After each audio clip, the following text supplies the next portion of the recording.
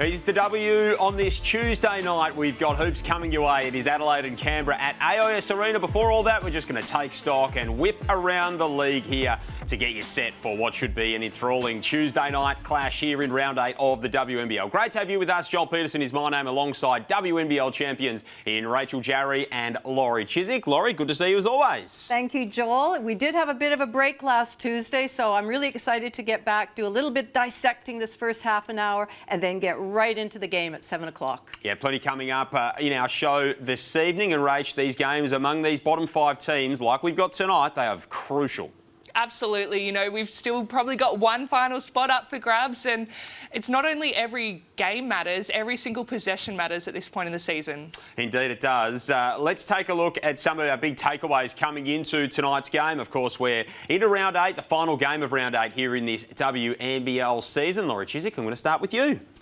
Well, my big takeaway is that I don't feel like we can anymore say with confidence that any team will beat anybody on any given night. I feel like the gap between the top 3 and the rest of the group is no longer a gap, it's a chasm. It's huge, and it's going to be really hard for teams to mount that. And the numbers bear that out from what we've seen so far this season as well. Take a look at these stats, and that's a pretty grim picture for those bottom 5 teams. It's a dominant record for those at the top. It certainly is. I mean, the ones at the top they've done well in this first bit of the season. That's what you want to do. But the bottom half of that ladder is just, there's a log jam, and teams are just going to be fighting. They're going to be playing each other, and they're going to be really battling it out. And it means that, as we said, Rach, all of these games, whether it be top 3 versus top 3 or bottom 5 versus bottom 5, there's so much more riding on each of them. Yeah, absolutely. And I think, you know, those bottom 5 teams, the teams that are going to come out on top and separate themselves are the ones that are going to be able to find a way to compete and try and win some games against those top 3. We're going to swing the rock to you here, Rach. What's your big takeaway so far? Yeah, well, for me, it was Zatina Akuzo, and the fact that she is Canberra's most important player. We know we haven't seen her all season, but she's back now playing big minutes, and she just carried her side to that victory on the weekend on that buzzer beater game. And in that last quarter, she had 9.6 rebounds and the game-winning assists. But you know, it's not what she does that on the scoreboard so much. It's her leadership, her communication, and just her aura on the court. Her team absolutely loves her, and they just go to another gear when she's on that court. So I think, you know, we're going to see a much improved Canberra from her being back with them. Oh, Rachel, I could not agree more. And the other fact that really stood out in that big game against Geelong is she held Mackenzie Home to 15 points. The first time all season Mackenzie Home has not scored 20 or more points. Really good defense. Yeah, it speaks to how effective she was in that defensive role, and you saw in those highlights making the winning play at the end to get it out to Nicole Munger for that late 3 that sealed them the game. My takeaway is related to yours in a way, Laurie.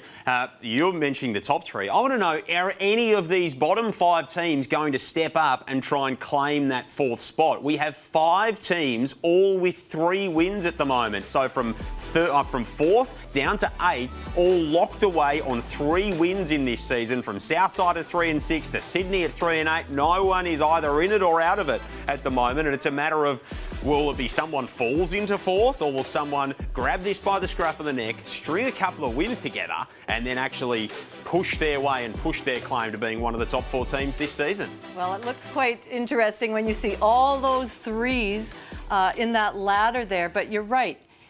3 wins, so they've all got them. They're going to have to play each other at some stage, so you know, they're going to keep winning somebody. So it is a case of who is just going to crawl their way back in. Yeah, it's going to be fascinating to see how it all unfolds over the next little while. So there are our big takeaways. What we want to do is run you through some mid-season report cards. We are just about at the middle point of this WNBL season. There's been plenty of action, plenty of interesting results so far this season. We're going to go in ladder order, and we're going to channel our inner teachers. It's toward the end of the school year. This was always a nervous time for some like me, and probably a very comfortable time for my esteemed co-panellists here this evening. We're just going to run our eye over our teams so far this year and hand out some grades. Get the red pen out and start circling some tests so far this season. Townsville up first. They sit atop the table. Laurie, what have you gone with? Well, I've given Townsville an A+. I think they've done nothing wrong this season. They recruited well. They kept players. They really haven't had any injuries. They've got depth. They cover all the positions. 2 imports coming off the bench, thank you very much. A great coach. They've bought into Shannon's system. And they're first in field goal. They're first in points against. They're first in percentages. I mean, really, they've done nothing wrong. It's been a remarkable season that they've put together, and the challenge for them, Rach, might be just maintaining that hunger and, pardon the pun, the fire. Yeah, absolutely. You know, we know that they are winning games by such a big margin. I think that will be interesting to see as the season goes on, if they can maintain the rage, so to speak. But yeah, I think I gave them an A just because I do think they have another level that they can go to get that A+. Next one is the Bendigo Spirit, and I'm going to take control of this one for the Spirit so far. It's been an up and down season in the sense of just the personnel factor, of course. Coming off the defending champions last season, they probably knew that the offence was going to take a little while. The defence has been locked in, and that's been absolutely terrific throughout the course of the year so far. And their depth is going to be tested here, of course. No Mariana Tolo. They've navigated some injuries with the likes of Casey Samuels as well, but we've all gone some kind of A for them so far this season, Rach, because they are putting together a nice season. Yeah, absolutely. They're probably the team that's impressed me most. I just think because their depth has been tested, but they've just found ways to win, and in so many different ways. They've played different styles of games in order to win those games, but I think their depth will be tested potentially. That'll be the question mark over them for the rest of the season, but it's been great to see those young girls really step up. It was an uneven start for the Perth Lynx, but they have sort of solidified themselves now. They found a real offensive groove on Friday night against the Southside Flyers as well, and you've given them a B, Rach. I have. I feel like that might be a little bit harsh, but you know, they banked some ugly wins early on when they were missing some personnel, which was super impressive. And, you know, we know that they've been waiting for Hanju's arrival, and she's now here and going to change their team. But I think the reason that I gave them that B is I think they've got the most room to improve out of that top 3. And I think we've seen a little glimpse of that with Hanju in their lineup, and they're only just going to get better from here on in. We know they've been shooting the 3-point shot at only 28%, and we know that is not Perth. And we saw Amy Atwell start to get hot, and that is scary for the league. You gave them an A, Laura, so you're pretty pleased with where they're at the moment? I am, because I think that they came up with, they had some injuries, and as you said, they won ugly to begin with, but they got those early wins, and it was so important. And I agree, they're going to get better and better. But maybe they'll end up with an A++, who knows? So that's our top 3. Let's get down into the bottom 5. As we said, these teams are all locked together on wins at the moment. The Adelaide Lightning to kick us off. They've had the coach change so far this season, and you've given them a C, Laurie. Well, yes, I think they've been a bit disappointing. You know, replacing the coach in round 6 hasn't really helped. It's been baffling to a lot of people, and only time will tell if they can crawl up the ladder. But, you know, the players need to take some ownership. They need to all get on the same page, play some defense, and really try and shift the narrative in the second half of the season. There certainly is still time, so maybe they can get a higher grade. Yep, that's a pretty fair assessment, I reckon. You can't can the coach and get a C from me. So Adelaide, you can have a D. You've still got time. There is still time in this season for you, but a D for now. Rach, the Capitals, their opponents tonight. Yes, they are. I have given them a D, which is probably quite harsh, and we see they're very different from you, Laurie, but look, I had really high expectations for the Caps, and I still do. I think they are such a talented team. They've got a great mix of youth, experience, as well as role players and stars. So I think they really should have been performing better than they have been. We know there's been some injury issues, but some of the games that they've lost, the way that they've lost has been really disappointing. But I am still quite bullish on them. I think they could get on a run, and you know, tonight's going to be a big start for them, and then they can roll into hopefully a few wins in a row. I tell you what, you two are harsh. I don't know if I'd want you to be my teacher out there in the way you're assessing it. I gave them a B- because I agree they're not performing yet. I think there's a long ways to go. You know, the defense again has to improve with Canberra as well. But I think they had Zatina was a big out for them, as you mentioned at the beginning.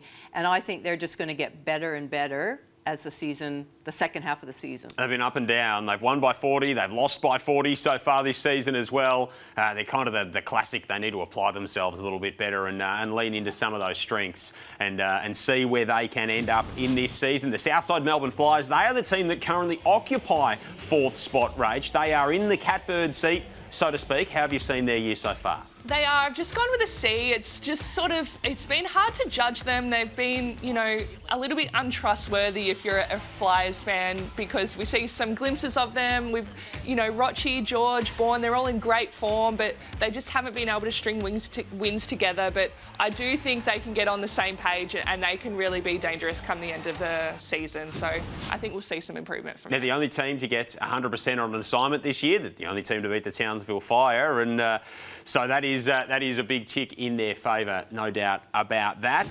The Sydney Flames, I've gone out on a limb here. I've given them incomplete. They did not hand in the assignment. They have been suspended from class for poor behaviour, and I am not grading them. I refuse to grade the Sydney Flames at this point of the season. That is no reflection on Rene Camino and the infrastructure that's going to be there from this point going forward. I can't work them out, Rich. Yeah, absolutely. I mean, they have had some reasons as to where they are, and, you know, we've seen that coaching change, and I am excited to see what Rene brings in to the rest of the season, but it has been a little bit of a disaster for them, and not all their own doing, but, you know, hopefully we see a little bit of improvement. Hopefully they don't stick with the NA throughout the rest of the season. And Geelong. Now, this is a fascinating one, Laurie, because this team has been so close so often. Their best is great. They can get dragged down into these dogfights, and you've given them a B. Well, that may seem a bit counterintuitive, but they've lost 2 games in overtime and another 2 by 1 point. So you win those, and they could actually be sitting in 3rd spot if they had won those games. So I think they play a good brand of basketball. They obviously have a great player. They've had a lot of injuries, one that was season-ending, but I just think they aren't star-studded, but yet they've held together. They're playing well, and you know, I think if they can stay healthy, get the inclusion of Peely, then I think they could go places. They feel like they're in the mix, don't they, at this point of the season, as all of those teams are. But there you go. There's our mid-season report cards. I personally think, as teachers, we make very good basketball commentators, and that's how we've graded them so far in this season. Adelaide, Canberra, our game tonight at AIS Arena. Much more to come here on the W. Stick around.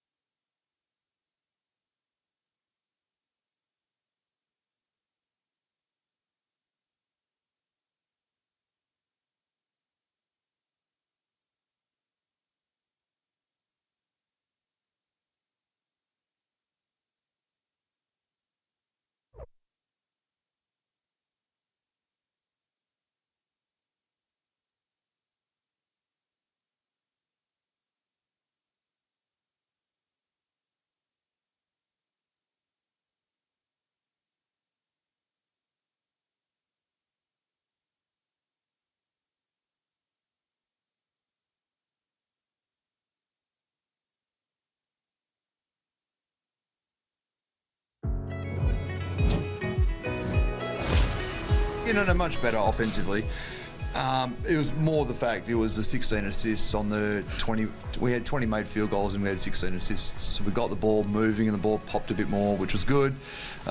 We had 26 points in transition in the first half. So even with a genuine big, we could still run and play like how we want to play, or be it a hybrid version. So offensively much better. Still getting him off the glass and just being a coach, just being a Debbie Downer about everything else. Yeah, it's definitely been a big week for sure. I think that kind of just approached it one day at a time and just focusing on the players and what they need, and each day just building from there. Bendigo played exceptionally well. They shot the ball well. That performance from our team was not acceptable. Once the group found their groove and found their rhythm, they did an exceptional job. But that was a great team game. You can just see this group how hard they play for each other, and they play the right way, and I'm incredibly proud of them. They had 63 at the half, and that's what you try and keep somebody to in a whole game. Of course you're not going to keep this team to 63, but if you can try and keep them in the 70s, you've got a chance of winning the game, and they're on target for 126. So it comes back to our defensive end, it comes back to being physical, and it comes back to doing the hard work. That's what it's about. There's the summation of our coaches after their round 8 games. Welcome back to the W as we build up to Canberra and Adelaide on this Tuesday night in the WNBL. Great to have you with us. Joel Peterson alongside WNBL champions Laurie Chiswick and Rachel Jarry with you. Some of the standout performances from across the course of the weekend now. We saw Amy Atwell in that grab with Ryan Petrick right at the start of things. She's been everywhere. She's been delivering the first ball, the cricket last week. She's been finding that shooting touch again, and she had a big performance on Friday night for Perth against Southside Melbourne, Laurie. She was absolutely terrific and back to some of her best. Oh, she was. And, when they say Perth scored 63 points in that first half, she was a big part of that. 32 points for the game, 55% from the three-point line. So she was 6 from 11. That's the Amy Atwell that we know and we've come to love, and the what she can bring to the season. But there's only been three other players, Holmes, Talbot, and Ellis, that have actually scored over 30 points this season. So it's a big effort from her, and wow, she just was back in form. Yeah, and she transforms that team when she's up and going, Amy Atwell, in terms of what they can do. And you heard Christy Harrow was saying those grabs as well. They scored 63 points for the half. They had 33 at quarter time, the second most by any team so far this season for the Perth Lynx. So that offence is clicking again now that they've got Han Shu integrated there. Saturday night, Townsville took on Sydney up north, and Mila Soa just continues to dominate for the Townsville Fire. So much so that she wasn't even required in the final quarter. I don't think she even hit the floor. She had 26 at three-quarter time. She finished with 26, an equal season high. And Rach, she's been a tremendous pickup, just what this team needed. Yeah, absolutely. And she's really taken her game to another level. She's, not just a three-point shooter anymore. She's making great decisions about when to drive and when to be able to dish to her teammates like that one there. And, she's just, been so impressive, and it really adds to their team and a reason why they are sitting on top of the ladder. Yeah, big part of what they're doing at the moment. We know she can flat out score the ball, and she's been doing that for fun. Has Mila Soa. For Bendigo, Meg McConnell put in a big performance on Sunday, and she's really starting to hit her groove. She had a bit of an up and down start, Rach, but she just continues to bank really, really solid performances. Yeah, she is just such a hard worker. You can just tell she's doing it at both ends of the floor. She's getting up and in on defence, and now we're seeing her offence really flourish. And I love her aggression in the last couple of weeks. It's really being able to take a bit of a load off for Isabel Borlase with another guard who's able to score like Meg McConnell is. So, she was so great, especially in that first half, while Borlase was a little bit down, and really got them going in what was a defensive grind of a game. So super impressed by her. I feel like she's getting better each game. Each time she's getting more familiar with her teammates, maybe with the structure that they're running, but she has been just going from strength to strength. And I love that somebody of her stature is getting lots of rebounds as well. Yeah, she brings tremendous energy to Meg McConnell, and she's been a great pickup for the Bendigo Spirit and for the WNBL more broadly, no doubt about that whatsoever. Each week on the W, we've been giving Beck Cole the task of walking through the team of the year, a rolling team of the year. So just assessing the 5 best players in the competition as we go throughout. Now, we don't have Beck tonight, so we thought, Well, we'll all have a go at this and get in on the fun. Laurie, we're going to take a look at your team first. So we had the framework of Becks to look at. Here's what you've gone with for your All-Star 5 so far. Well, yes. I mean, I think Lockridge speaks for herself, Borlase. Izzy Bourne might be a little controversial in the 3, but I think she's got the lateral movement to be able to defend those players. Mackenzie Holm, yes, up for MVP. Now, yes. I'm not sure. Okay, you guys, we've been talking a lot about this. Han Shu, bit of controversy because I know she's only played 2 games, but I want her in my team. She is only going to get better with each week that goes by with this team. I mean, she's been there for just a minute, and she's already looking relaxed, feeling comfortable, scoring. But the thing I like about her, too, is that it frees up her other teammates, too. She's such a focus that players like Amy Atwell, Wilson, Maley, they can do other things. And the other thing I like about her is she is drawing in the fans. The fan support in Perth for their first home game with her doubled in size, so I want her on my team. I like it. It's unorthodox. You've gone pro rata with the team of the year, which is an unusual method, but that's okay. There might be a degree of forecasting forward in that as well. Rach, what about yours? Yeah, look, I have changed mine in my head a million times since I chose this team. But yeah, Dallas Lockridge, she's been great. Borlase, that's pretty easy. Talbot is just doing Talbot things, and I put Annalie in there. You know, she maybe not having her, statistically best career, but I think she's leading her team so well, and she's just been so great in games that they needed her to step up and win for them. And obviously Mackenzie Holmes has been superb as well. Yeah, speaks for herself, does the Geelong Star at this point of the season. I've had a crack as well, and I needed to get someone from the Townsville Fire in there, and for me it is Courtney Woods, who is right up there in the league in steals. She leads the league in assists. I think she's second in the league in plus minus. She is part of a lot of the best advanced stats that we see in this competition. She is such a tremendous playmaker for Townsville. Lizzie Borlase is the MVP. Steph Talbot, Izzy Bourne and Mackenzie Holmes is right in there in the conversation as well. So they are our rolling teams of the year. Weigh in, have your say, jump on the WNBL socials and get involved in that discussion. It's going to be so much fun to watch as we go throughout the course of the season. Another thing we're doing here on the W each week is just trying to assess who our best off-court personalities are. Some of the better stuff from social media. And if you're addicted to your phone, there's some really good stuff that our clubs and our players are producing. Let's start out west. Amy Atwell and Alex Chibatoni, they're great basketballers having tremendous seasons, and that's probably a good thing because I'm not sure that app promo is their game. What's up, Perth Lynx fans? Stay up to date, all things Lynx. That's not I can't say that. That's not it. Stay up to date with all the news. Stay up to date with all things Perth Lynx at the app. Stay up to date with all things Perth Lynx. Download the app now. No! You stole my line! Eli, say bad, Mum.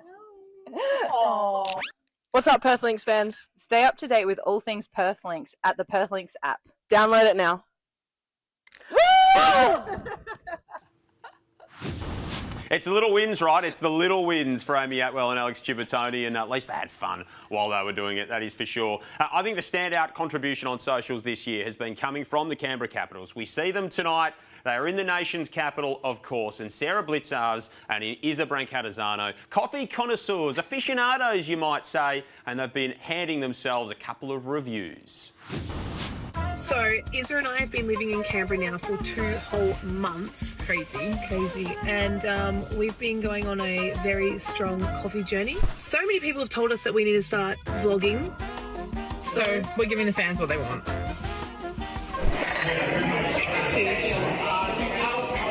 Always need 2 sips.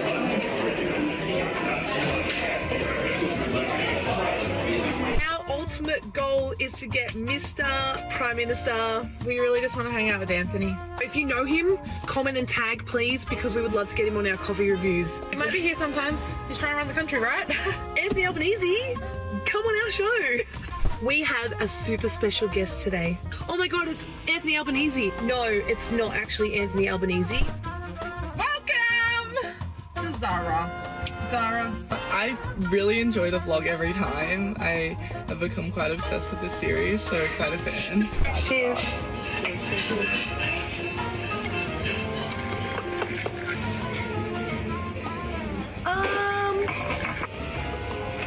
Oh, Zara's just inhaling. Oh my God. We have a really special guest coming on today. You can come in now. Sorry, I was fixing my hair.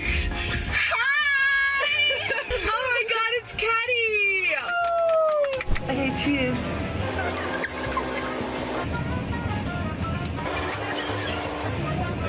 That's it. It's good. Thank you, Kadiatu. It was a pleasure having you. Mr. Anthony, please collab.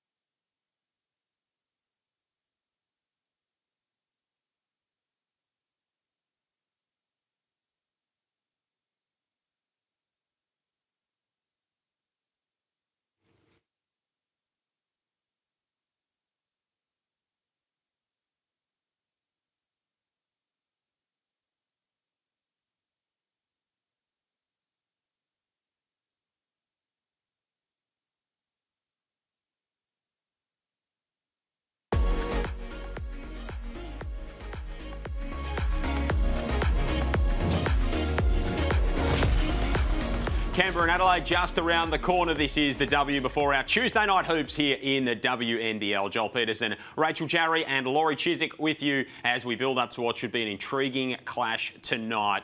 Let's dive in and get some keys to the game in this one. Laurie, I want to start with you. Well, I think Adelaide need to value possession. They average 18 turnovers a game, which means they're not getting shots every time they turn the ball over. So they need to value possession. They need to get the boards. They need to make sure that they are up in that category. It's going to be a big factor in tonight's game for them. Of course, look after the ball because that Townsville defence can be pesky. Rach, what about for you? Well, for me, it's the battle of the bigs, Sanaya Fagan versus Satina Kuzo. They're both, so important to their team, not just, in the way that they score, but they take such attention that the rest of their teammates are able to, get free when they're on. So, I think Satina is defensively up for the task, so I can't wait to see how that plays out. Of course, both of these teams come in with really different preparations. Canberra played on Sunday against Geelong. Adelaide haven't played since last Sunday, so 9 days, new coach. Does that help them coming into tonight, do you think, Laurie? Well, I think at least it gives them some preparation. And the converse side of that is, will Canberra have enough juice in their legs to get over the line? And they haven't really been able to scout them too much because it's a brand new coach. So really, what are you looking at? All right, who do you think wins this one, Laurie? I'm going to go, I'm not going to sit on the fence. I'm going to go with Canberra. Rach? Yeah, Canberra for me too. I think Adelaide need to prove themselves away from home. All right, I'll go Adelaide then, just to be different. That's what we like here on the W. It is a big Tuesday night hoops game coming up. Crucial for both of these teams to try and break into that top 3 mix. Adelaide and Canberra from AAS Arena coming up next.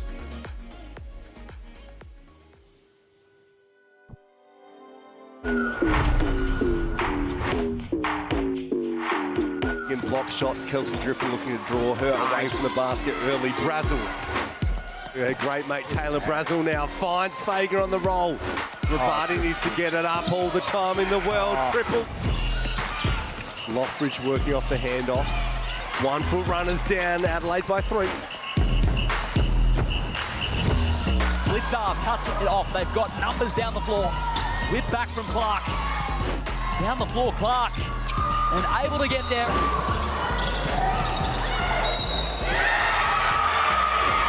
Still advancing, kicked out. Great look. Nicole Munger, bullseye. You bet.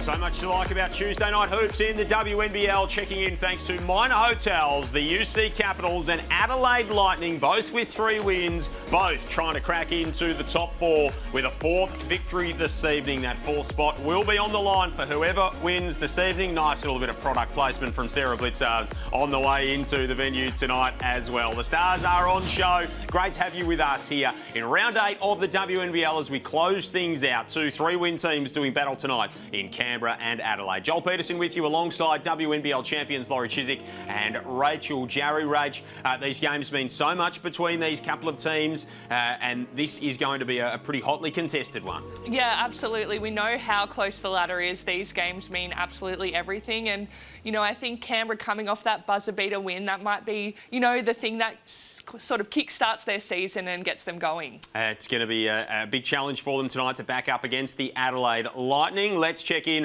with the Canberra camp. Nathan Strempel's courtside for us this evening, caught up earlier with Caddy Sissoko. Caddy, have you received much negative feedback since revealing publicly that your coffee choice is a white chocolate mocha? You know, sometimes you need to not listen to the haters, and I love my white chocolate mochas. I love that resilience piece. You strike me as someone that doesn't listen to the haters. You're playing well in your first year in the league. Have you enjoyed having Zatina back on court next to you in the front court? Yeah, 100%. Like, her energy and just having her back there was, like, amazing. We needed her. And speaking of enjoying yourself, it shows through with Sarah and Isa tasting coffee, but it shows through on the court you seem to be really enjoying your time at the Capitals. Yes, obviously they're making it really fun, you know, just being able to hang out and do extra stuff together. It's really nice. And finally, just a little bit off court, what's your favourite thing so far in Australia? My favourite thing is seeing kangaroos when I wake up in the morning on my way to practice. Really nice. I think that doesn't get old for anyone. Caddy, thanks so much for your time. All the best tonight. Thank you. Bye. Little bit of perspective. She brings great energy to this Canberra team. There's Nicole Munger, Laurie, who was the hero on Sunday. Oh, my goodness, wasn't she ever? Well, you have to give Zatina Kuzo credit for backing down the defense, kicking it out to Munger, and she just caught it, didn't think twice about letting that fly. And what a great way for her to end that game and a 1-point win for her team. Indeed. For the Adelaide side of things, Dallas Lockridge having a terrific season in both of your rolling teams of the year. Let's hear from her. She caught up with Nate a little bit earlier. Dallas celebrating your 50th game tonight. Nice to get a little bit of an individual milestone. Yeah, it's been cool. I mean, I'm loving this season so far. My career's only at the start, but yeah, I'm loving this season so far. When you say loving it, you're top 10 in the league in points and assists and a real different role. You've gone from a backup facilitator and really somewhat been given the keys. That must be enjoyable. Yeah, it is. I'm super lucky that I have such a great team around me. I think we play a fun, energetic style and we're super close on and off the court, so I think that definitely helps. You talk about close on and off the court. It's a new team in a new city. How are you finding Adelaide? I love Adelaide. I'm a country girl, so it's just like a big country town for me, so the transition's been pretty smooth. And finally, you've had 9 days now getting acclimatised to a new coach. How have you found Aja's style? Yeah, really exciting. I think Aja's going to be great for our group. And, you know, we've stuck together through everything as a group, so I think it's going to be really exciting for us. Excellent. All the best tonight with the 50th. Thank you. Dallas Lockridge with Nathan Strempel. Rach, she's putting together an absolutely outstanding season in her first season in Adelaide. She certainly is. She is just doing so much for that team and really leading them for the front. For such a young player to be, playing that point guard position and running that offense, it's really tough, and credit to her for doing that. But, I'm excited to see what Adelaide bring tonight. We know they've had about 9 days off since their last game, and with their new coach, Aja Paramar, that's a lot of time to really bring your own stuff in, put in your own plays and that sort of thing. So I think we're going to see a very different Adelaide Lightning tonight. A vastly different approach to what they had coming into their last game. Let's get courtside and check in with Nathan Strimple. Evening, Nath. Thanks, Joel. It's great to be here. Nice to see that Laurie's vacated her seat on the fence and appreciating the statistical analysis pre-games. To continue with the numbers, guys, apparently it's a school night, but people in Canberra haven't been told. There's a touch under 3,000 expected here in the stadium, and that includes two-time gold medalist, 11-time world record holder, Kieran Perkins. And then looking at the numbers, a lot of them reflect the inclusion of Zatina Akuso. As we look at Adelaide, they're last in the league in rebounding. How does that go with Canberra, who have 3 in the top 20, and then add Zatina? For Canberra, though, they're lowest in the league in three-point percentage. We saw the open look. She got Nicole Mungan to win the game. How does that change with Zatina there manning the middle? All things to watch tonight in a must-win game for both sides. Yeah, indeed, Nathan. Thank you. These games are so important between these teams that are in that logjam at the bottom end of the ladder at the moment. There is Zatina Akuso, so important to this Canberra team. And, of course, the starting lineups for both of these teams for Adelaide, Lockridge, Talbot, Bowman, Fagan and Brazel.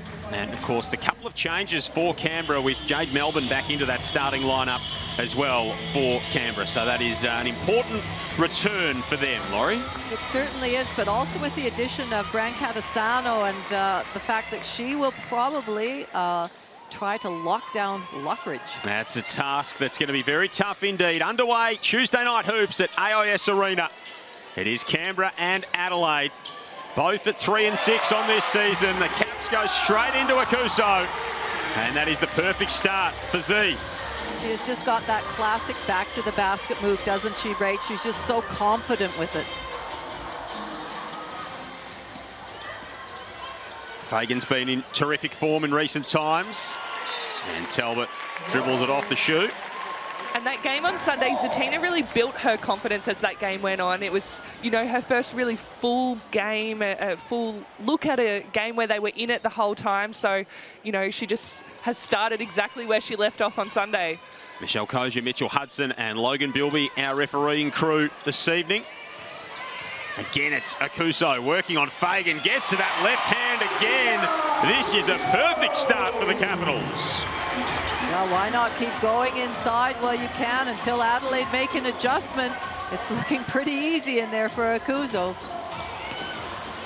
Rolls the dice there, and Fagan was left all alone. And that's easy money for Sanaya.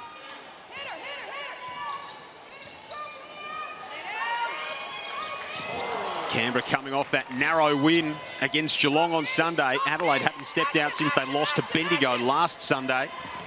That was their first game under Ajapara Mamar. The rebound falls to Bowman, who's been the recent inclusion into this Adelaide team to replace Serena Sundell, who went down with that knee injury. Another early fumble for Talbot.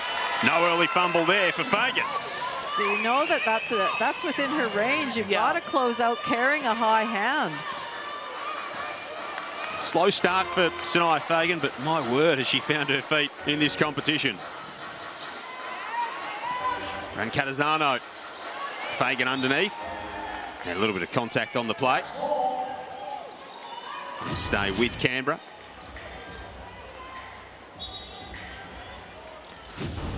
How do you navigate this threat of defending someone like Akuso, Rach, who's such a force in the middle for Canberra as Lockridge goes up the other end and misses underneath? Well, she's just basically impossible to guard if she's going to catch it, you know, within the key. So you've got to do your work early, push her out, keep her out of the key. And, you know, if she's getting it in there one-on-one, she's going to score. You might need to look to dig or get some help in there. So 4 apiece in the early going. Joel Peterson, Rachel Jarry, Laurie Chiswick and Nathan Strimple with you as Lockridge sticks one from outside. That's 7 unanswered points for Adelaide after Akuso scored the first 4 of the game. Melbourne back into that starting lineup after some illness. There you see the length and athleticism of Sissoko. Hands it off to Brancatisano and the weak side block from Talbot.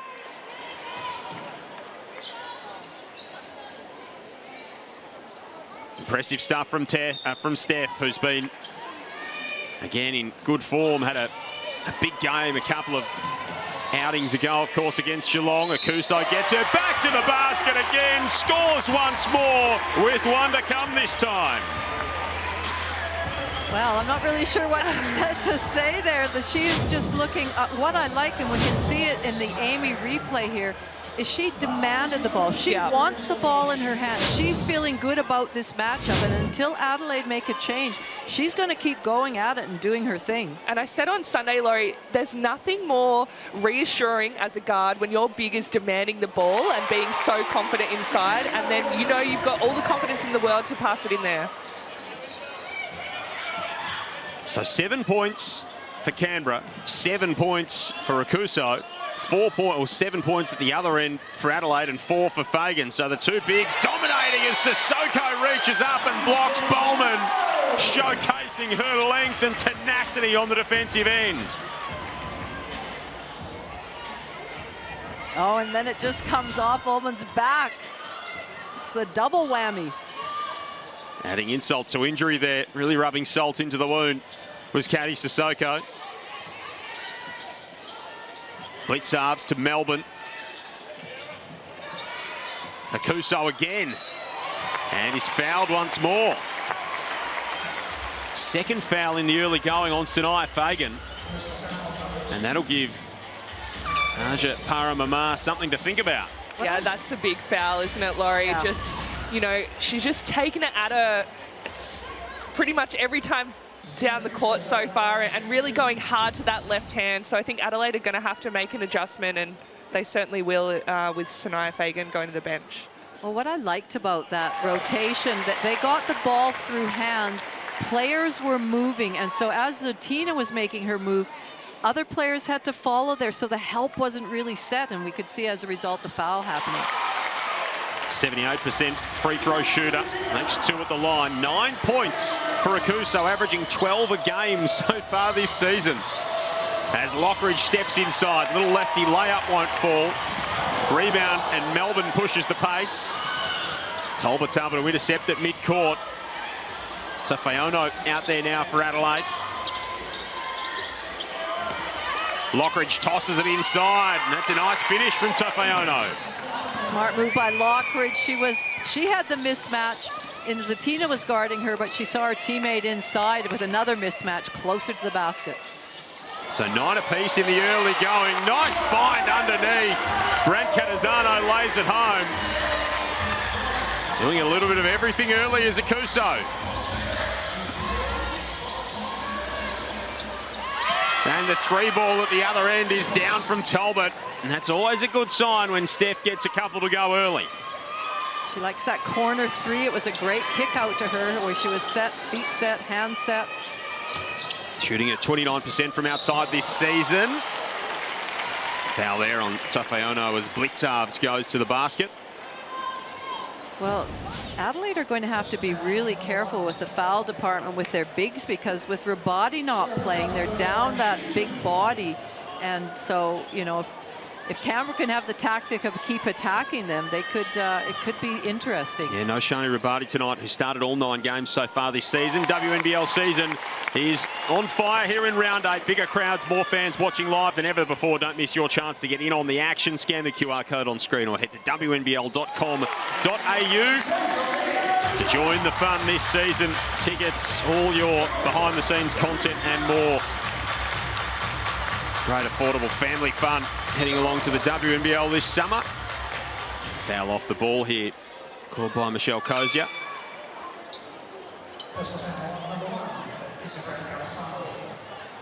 Brent Catazano called for the personal.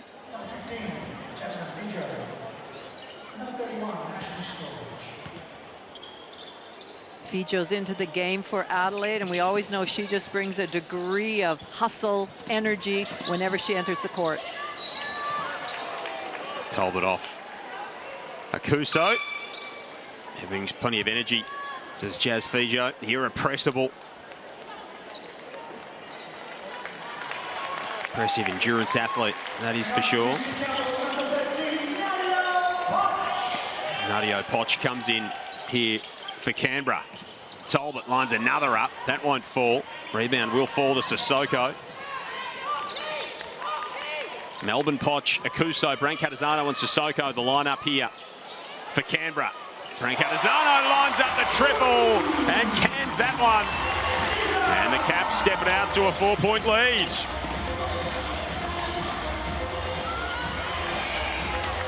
Answering straight back at the other end, the Lightning.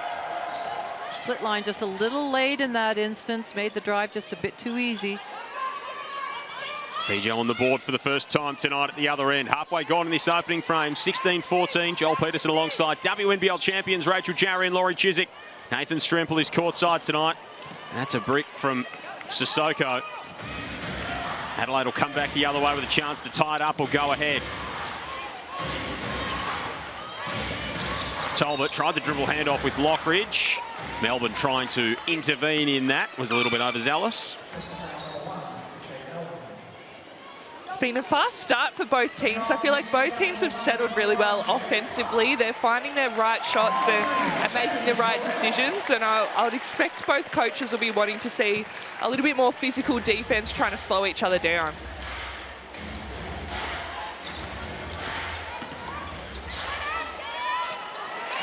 Working underneath, Tafeono can't finish. Good defense from Rel. Talbot uncharacteristically misses that one a long way short. Rebound falls to Clark for Canberra, who hands it off to Poch, and that's all too easy going to the cup.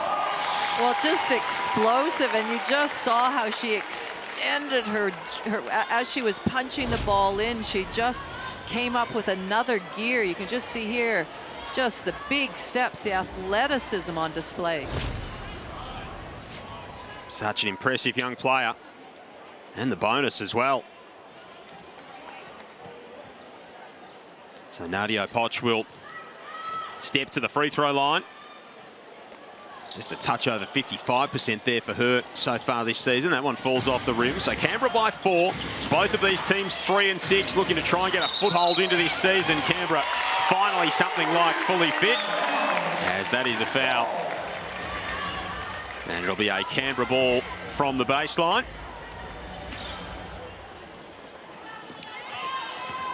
As Michelle Kosier, the referee, spent a long portion of her career playing here in Canberra. Plenty of flashbacks for me playing against Michelle Musselwhite back in the day. Yep.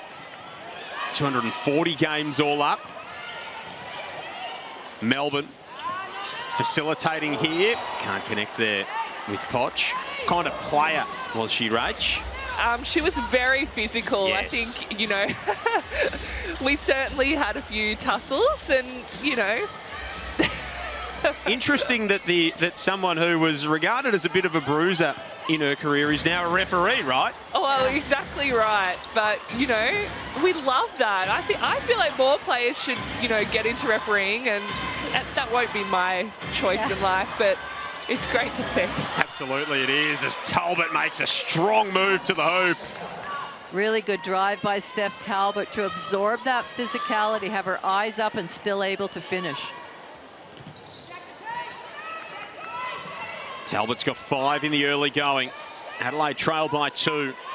Shooting at 60% so far from the field, Canberra, and it's been a little bit of a worry for them so far this season as Morel gets that to go. Paul Goris said after their last game he was more pleased with how intentional they've been in offense. They're still not knocking down some of those open looks, but they're getting what they want on the offensive end.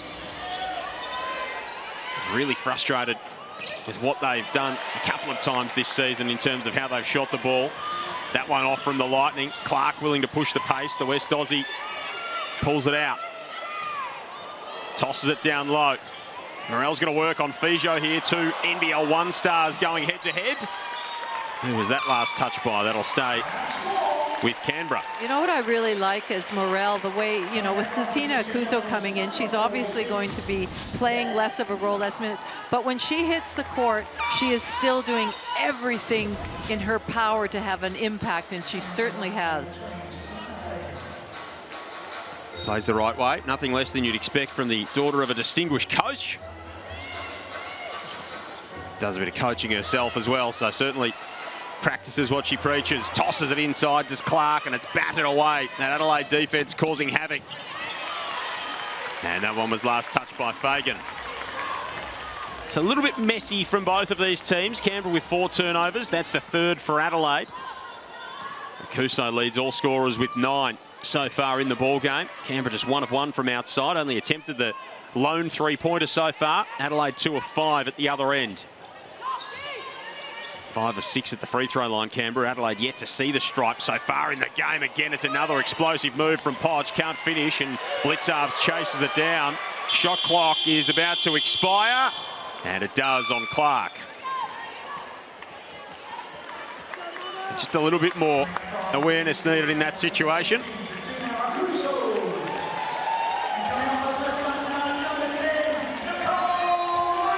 20 plays 16.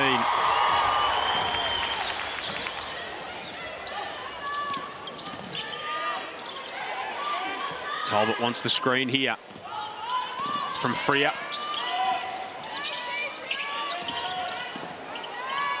Nice move, getting to the left hand. Just can't finish.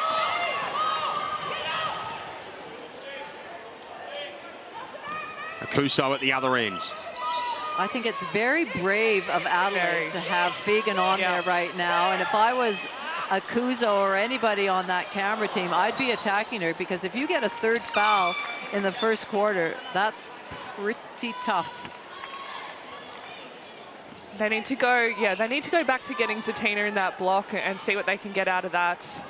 She scored the first 2 times down the floor, and let's see if Fagan can defend it the next time. There's some opportunity for Maddie Free here. Of course, Adelaide down on bigs without Sean Rabati out there. Under a minute to go in this opening frame. 3 and 6, both of these 2 teams. Winner goes into 4th spot, at least temporarily tonight. You can see Aja Paramamar urging her Adelaide team on from the sideline. Blitzarves with the rebound, her 3rd of the game thus far.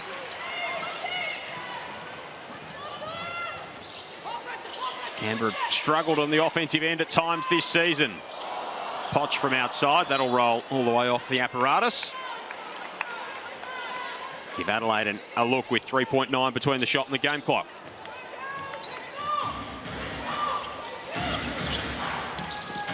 Brazel, Talbot, Free, Fajon, Fagan.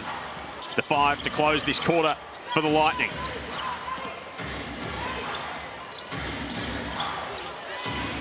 Time winding down here on Brazel. Looks for an option inside, whips it cross court. Fagan puts the move on, steams to the hoop and lays it home. And perfectly timed too, just not enough time on the clock now for the Capitals, so great job by Fagan. Nice end to the opening term for Adelaide, but it was really that woman in the Canberra Capitals who got off to the lightning start. It's the hosts who lead by 2 at quarter time off the back of 9 from Akuso, 20-18 to the Caps. And I love it. Everybody know about it. Everybody hard on it. Climbing up the whole line. Anything you want.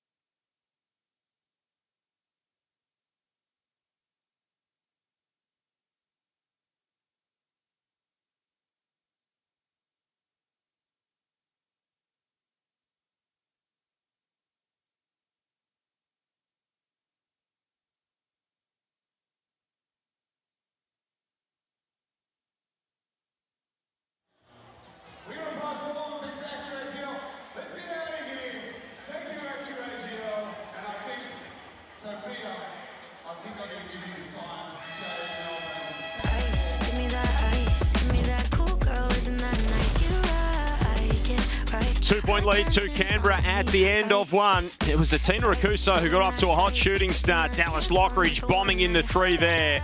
And some nice defensive plays from both teams as well as Steph Talbot asserted herself on the contest. Joel Peterson, Laurie Chiswick and Rachel Jarry with you. Nathan Stremple is courtside with us this evening. Great to have your company as we close out round 8 in the WNBL. Let's check in courtside. Nath, you visited both huddles at quarter time. Yes, Joel, I was fascinated to hear how both coaches were going to counter the battle of the bigs. For Canberra, we saw the first 11 points for the Capitals, all involving Akuso, 9 herself, and then the assist with the backdoor cut to bring up their 11th basket. Fagan, we know, with 2 fouls. Aja counters that by saying they need to bump early. It's the physicality early they were lacking, giving up positioning, leading to fouls. She got some great looks in those early stages, did Tina Rakuso, chatting it over there with the referees. Oh, that is brave by Fagan to bring that hand down, that's for sure. Living dangerously with a couple of fouls. And now it's Maddie Freer who's called for that one. Kuso's involved in everything at the moment for the Caps, and rightly so.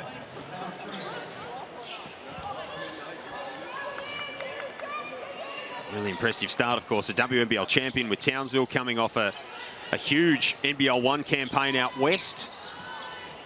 Know what she offers right around the world of international basketball. Speaking of, here's Sarah Blitzarves fading away and rolling that one home. Good perseverance by Blitzarves, not to panic in there. The defense was pretty good, but she was just a little bit better. Perseverance is what she specialises in, Sarah Blitzarves. The rebound there, number 4 of the game to go with her 4 points. Perseverance and coffee reviews, of course. Well, that's what I was wondering. Evening to Mr. Albanese, if he's watching. Here's Akuso spinning inside, getting that to go. Terrific finish with one to come. You know, I'm just really enjoying watching, as we can see on this Amy replay, just Akuso, her footwork, the way she finishes so strongly. We don't have a lot of bigs in the competition that are pure back to the basket type players like her, so it's really refreshing to see what she is able to do out there. And she finished that one, you know, on the other side with her right hand. So we've seen her go to her left a couple of times, to her right. She can do both hands, both ways. It's, yeah, so impressive. 16 and 13 on Sunday. Already has 12 in this game, which is right on her season average. 7-point lead for Canberra, the biggest break they've had in the game so far. Can Lockridge find something to spark them here? Talbot outside. Left that one short. Sissoko another rebound. That's 3 for her in the game. And again, keen to push the pace.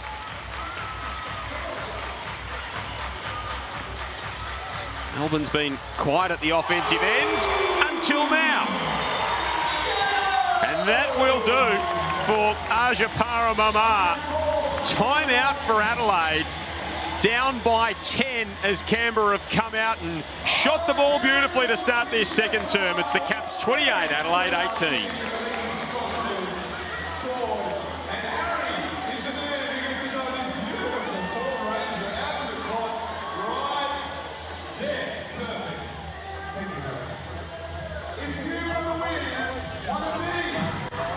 So Canberra by 10 here at the timeout. Paul Goris would be delighted with how his team has started this second quarter, Rach. They have really come out with some energy and intent.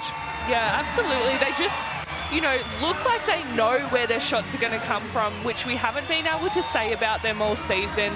At times they've looked panicked about where they're going to get their next shot from, but, you know, tonight with Akuso playing like she is, it just gives their offense a focal point that everyone else can play off and know where the ball's going to go.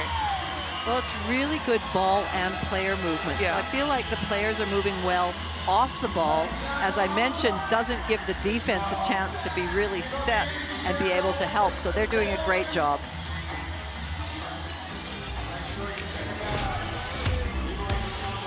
So Canberra by 10 here in this second term on Tuesday Night Hoops, and that from Jade Melbourne to get one of their stars going. Rachel Jarry, you were talking in the break about how much better this Canberra offense looks. Yeah, absolutely. I think, you know, earlier in the season when in games that they've struggled, it really has looked like they've been panicked and not sure where their next shot's going to come from. But, you know, Zatina's such a focal point in there that it just makes it much clearer for them with their ball movement and you know, where their next shot's going to come from. And we see there, you just can't go under a screen on Jade Melbourne, I wouldn't have thought. Absolutely, as the other end, Bowman is able to hit the triple, stepping back in. Late addition to this Adelaide team as the injury replacement for Serena Sundell. 3 of 8 from outside Canberra, 2 of 5 to start here in the ball game. Well, I have to remember the last time these teams played, there was no Akuzo for Canberra, and Sundell actually had 14 points, so different looks for both, and a different coach, of course, we might add, but Fegan had 19 points, 10 rebounds. She was really influential. It was really the first of her big games tonight, Fegan, just coming in and stepping in a really big way back in round 3. It was an 8-point win to Adelaide on that occasion, 73-65, their first win of the season. Lockridge on the perimeter, leading scorer for the Lightning so far in this campaign with 16.5 points a game and shooting it really efficiently as well, 45% for a diminutive guard, let's say, and I think we say that with the greatest respect to Dallas. They're really impressive numbers, Rach. Yeah, they are, and you know, we know she does such a great job of getting to the bucket, so that's probably, you know, why her percentage is so high as well. She's able to get in there and use her body to finish, but yeah, she does play beyond her years and stature. Turns 22 in January of next year, so big future ahead of Dallas Lockridge. Scored 20 a game for Dandenong in the NBL 1, of course. Played the last couple of seasons for Southside, had the knee injury, won a championship with that program as well, as Blitzarves comes across the lane and is fouled by Bowman.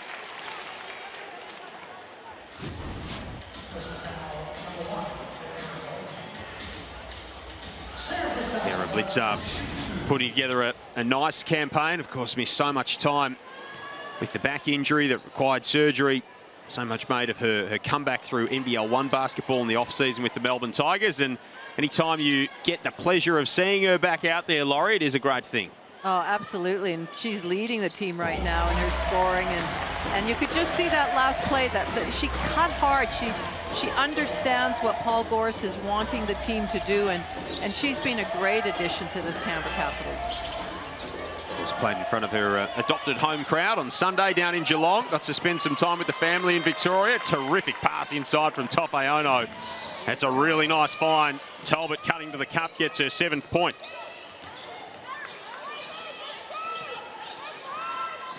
Lead stays at 6. It's been as high as 10 here in the second term. That's an offensive foul on Zatina, who looks rather disapprovingly at the referees, it must be said. 29-23 here in this one. 6:41 remaining here in the second quarter. Let's get courtside with Nath. Thanks, Joel. Just as you're celebrating seeing Sarah Blitzarves on court, I thought it was pertinent to mention game 299 for Sarah tonight. She'll celebrate her 300th game here in Canberra on Friday. Indeed she will. What a career it's been as well for Sarah Blitzarves. Multiple WNBL champion, Olympian, of course, and so many good things over such a long period of time. 300 games is nothing to be sneezed at in this competition. Certainly not, and just a great person as well. She just deserves everything good that comes to her, and you know, a great role model for our younger athletes, and a great personality, as we saw in the pre-game show. Absolutely, her personality is infectious. As cutting to the basket goes Tofe Ono. That is a strong finish. Another bucket for Ala Tofe Ono.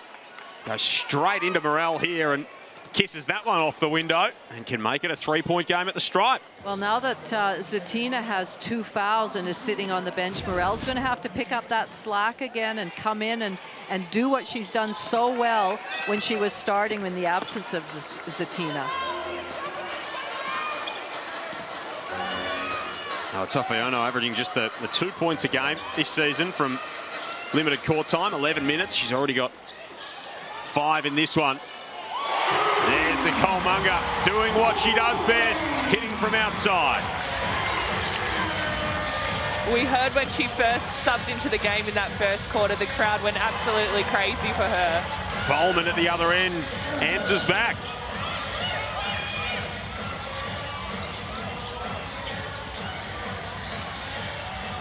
Munger off to Morrell, can't finish. Had a chance at the offensive rebound. That'll stay with the Capitals. Tofiana did a great job there of just walling up, keeping her arms really straight and being an influence the shot, but was able to, you know, not foul. Morrell, Melbourne, Munger, Sissoko and Blitzarv's the lineup for the Capitals at the moment as Melbourne cuts to the hoop and is fouled by Lockridge. Jade will step to the stripe for a couple. Canberra 7 of 9 at the free throw line tonight. Adelaide just the one attempt for the one make. Been a bit of an up and down season for Jade Melbourne. Hasn't had the scoring impact that we would usually expect from her so far this season. 11 points a game, 37%. Still playing 30.5 minutes, so incredibly impactful in that part of the game, but we saw her early not taking all that many shots. Laurie, how have you seen her season today? Well, she did have 16 points against Geelong, so that might be sort of something that, you know, she came off the bench and got those points. I think she just has to work through things. I don't think anybody's in panic mode or that she's not playing well. She contributes in so many other ways that, you know, she'll find her groove. She'll find that shot. Double figures in 6 of her 9. That 16 was the biggest that she's had this season. She whips it cross course here, and Munger can't hit. They will get the offensive board. Sissoko gives them another look. Gets it to go with one more to come from Caddy. The thing about Jade Melbourne, we just see that beautiful shot, that beautiful rebound. She just gathered that in. But the thing with Jade Melbourne is in the past, she's had to shoulder so much of the responsibility of the scoring. She doesn't have to as much this year. So, yes, they need her to still score. They need her to be involved, but the pressure's off in that regard. Just finding that balance. The thoughts of WNBL championship winning coach Laurie Chiswick alongside multiple WNBL champion as a player in Rachel Jarry here on Tuesday Night Hoops. Great to have you with us in the WNBL as we close out round 8 with two teams that sit 3 and 6 on the table. First of a 3-game homestand for Canberra, their second game in a 5-day span where they play 3 games in that 5 days. For Adelaide, it's the second of a 4-game road stretch, coming off a 9-day break with their new coach, Aja Paramamara at the helm. Sissoko's shot misses. Tafayono underneath. Tried to secure the rebound. Well, Rachel, we identified at the beginning of the show the matchup we were really looking forward to was Zatina Akuzo and Fagan, and they're both sitting on the bench with 2 fouls each. I know, we had a great few minutes at the start of the game, but, you know, I think they're so important for their teams that I think both coaches will probably keep them for the second half, and then we'll get them. They'll be let loose. And we'll see them back. Yeah. 18 points between them, highly efficient, each of them as well so far in this ball game. Time winding down on the shot clock here. Brazel from outside sticks the triple and will add the bonus at the line. Really confident shot by Brazel. We just look on this replay here. She had a hand right in her face. Sissoko. Well, if Beck Cole was here, she would say that's a cardinal sin, fouling the 3-point shooter and giving them an extra point. Of course, Christmas coming up. Great present idea. The official WNBL merch range. Hoodies, tees, track pants and shorts designed for true WNBL fans. Scan that QR code or head to WNBL.com.au to get involved and rep the W. Show your passion for this great competition. 36-33. Brazel's going to have to go quarterback, and that's called intentional grounding. That is an incomplete pass from Taylor Brazel. Well, you'd have to say her teammates sort of left her high and dry there. They've got to have a backup where they come towards the ball to get it over the center line in that 8 seconds. Didn't have any receivers running any routes there. They were all stuck in the backfield, and there was nowhere for the quarterback to look. So the timeout there for Adelaide, 36-33, both coaches with the timeout remaining here in this first half, and even 4 minutes to play in this first half at AIS Arena. As Nath said, big crowd in on this Tuesday night, which is great to see. Canberra has a real thirst for basketball. We know that in this storied history of this Canberra Capitals team. Nath did have the opportunity to chat about the importance of Canberra's rebounding pre-match with their coach, Paul Goris. Yeah, obviously with our size and athleticism, that's something that we should have every week, and that's something we talk about a whole lot, is winning the rebound count. So we have the kind of players and the types of players that should get after the boards, and so that's a gimme for us that we should win every rebound count. So far, they're doing a really nice job of that, 26-18.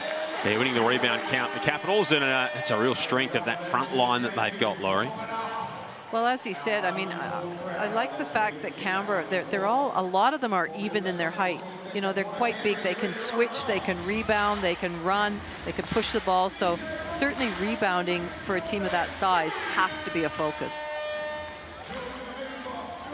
They've had 9 players hit the court so far. Jada Clark, the only one of them who hasn't scored. So finding a way to share the load. Akuso leads them with 12 points. For Adelaide, it's Talbot who's got 7 in the ball game. Sissoko trying to get that to go. Morel pulls it down. She can't connect either. Potch it is who fights for the rebound. Now Sissoko has a play at it. Kicks it out to Melbourne. 3 ball, won't fall. The rebound is scurried after by Lockridge. Offloads to Brazel. Straight away to Talbot, who lays it home. End-to-end stuff from Adelaide. A chance to tie it up here for Steph Talbot at the free throw line. We actually haven't seen, I was just thinking to myself, it's been a real grind out there this quarter. And that's the first time I've seen a real, a transition basket, a fast brace basket where it was kicked ahead and you know, Steph Talbot went in and took a great shot. It's just been sort of a slow grind. So it'll be interesting these last 3.5 minutes if either team can sort of break loose. Hasn't been a lot of fast break basketball, as you said, Laurie. Let's check in courtside with Nath. Thanks, Joel. Listening into that timeout, some defensive corrections from Paul Goris. He's talking about the way they close out early rather than lunging late and giving up shots, and also talking about, as was mentioned in the pre-game interview, continuing to dominate in the glass, which we see they've been doing. But Laurie, a question for you. We see both teams shooting the ball at a great percentage. The 3 ball a touch over 40%, and both shooting the field a touch under 55%. What are the keys defensively trying to bring those numbers down? Well, I think, as we mentioned, you know, closing out long with a hand is, you know, making sure that every shot is contested. So you've got to know whether you're going to close out long, whether you're going to close out short, whether they're a passer on that. So it's knowing the scouts, but it's trying to contest every shot. Nothing easy. It wasn't easy for Morel, who gives Canberra back that 2-point lead. Under 3 minutes to play here in the second quarter. Joel Peterson, Laurie Chiswick, Rachel Jarry, and Nathan Strimple here with you. Tuesday night hoops in the WNBL. Great to have your company. Adelaide 3-6, Canberra 3-6. They're 5th and 6th on the table. The winner tonight will vault up into 4th spot at the end of this round. Talbot for 3. 10 points in the game so far for Steph. Misses that one. They'll get another opportunity here, Adelaide. 9th offensive rebound of the game for them. Bounce pass inside. Tafeono putting the moves on. Not once. And Morel walls up on the second attempt. Another offensive rebound for the Lightning. And Canberra forced the clock violation.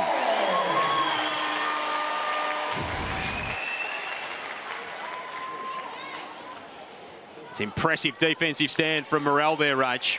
It really was. You know, Adelaide did a great job of getting it inside and getting a good look, but Morel was up to the task and, you know, really saved almost a certain 2 points there for her team. And you can see how that pumps up the team Yeah. overall. And, you know, and I like that when a team recognizes great defense. We all, you know, the 3-point shot's great, the whatever, you know, but it's when defense happens like that and the team gets pumped is really good to see. And of course, the opposition gets frustrated. Yeah. It can be quite the swing in the game, that is for sure.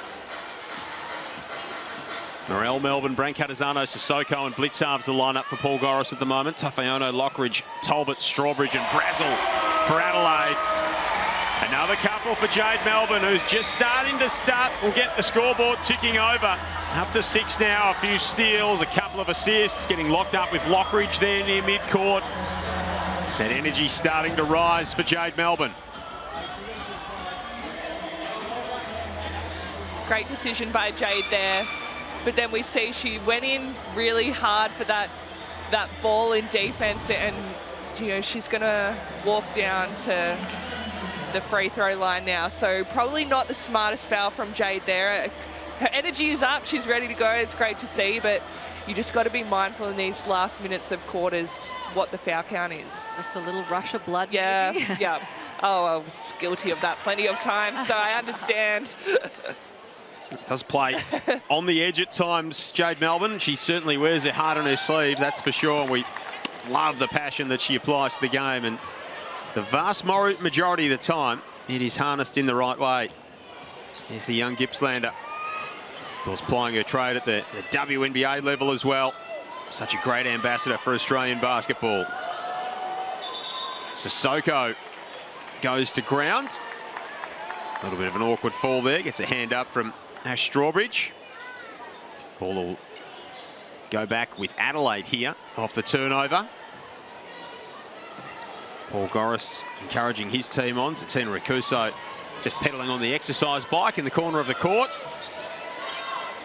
Sitting out with a little bit of foul trouble in this first half. A couple to her name, so too Sanaya Fagan. Adelaide have roared back into the contest, and Dallas Lockridge continues to spur them on. I'm impressed with Adelaide right now. Yeah. They're not letting this crowd or the physicality or anything really affect them. They're going about things. Just the physicality there that Lockridge, you can see how she put out her arm to protect the shot and now finds herself with an and-one situation.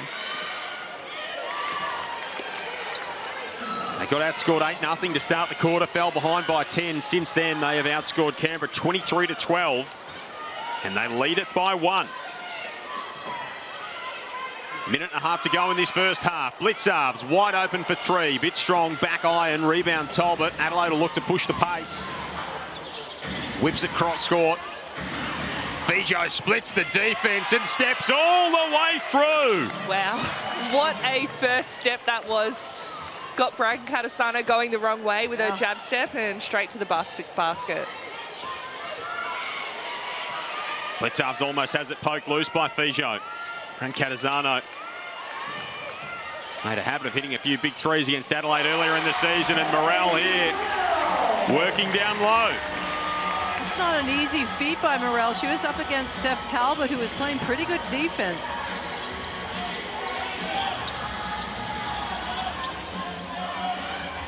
Time winding down in this opening half. Talbot back the other way. Off balance, can't hit. A few seconds between the shot clock and the game clock here for the Capitals. They led by 10 earlier in the quarter. Only led at quarter time for the 3rd time all season.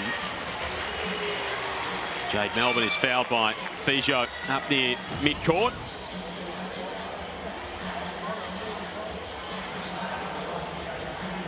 Not entirely pleased with the treatment. No, and again, just not the smartest foul. You just can't, in those situations, give the referees an opportunity to call them and, you know, give Melbourne easy buckets at the line. They would have had plenty of time going back the other way as well. Would Adelaide to string something together on offense. Monique Babongi out there at the moment for Canberra.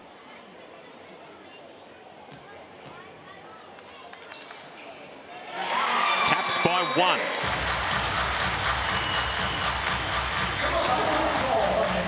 Melbourne checks out of the game. 8 points to her name, a couple of assists and 3 steals, the 2 fouls. So discretion, the better part of valor. In fact, a timeout here called by Hajapara Mamar to try and draw something up for this final possession of the first half. They trail by 1 here to the Lightning, but they've made a good fist of it in this second quarter, having lost their last couple coming into this game.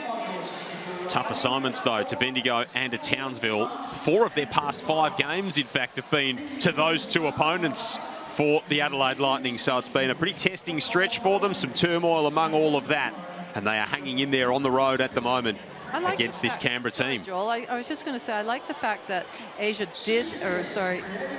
did call a timeout with, 18 seconds to go. You might as well use it. You might as well set it up, see if your team can execute something and come up with a really good shot and go into the halftime with a lead. Especially when you're still trying to work this team out, I guess, Rach. Like, she's still in the position where she's very green. She's very new to this setup. So we have not had too many of these situations where she's got a chance to assess how her team can execute a possession like this. Yeah, exactly. And, these moments and possessions are when you see, what your team's made of, who are the smart players, who's, not listening when you're in timeouts, that kind of thing.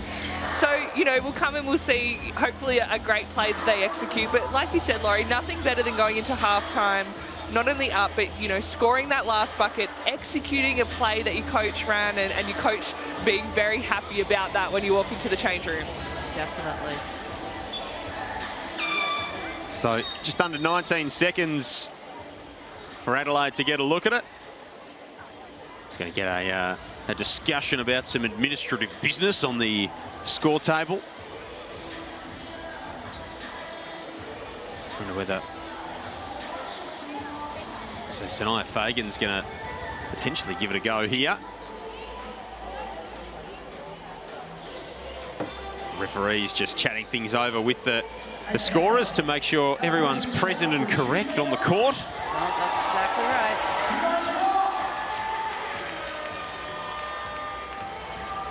Adelaide trailed by 2 at quarter time, 20-18.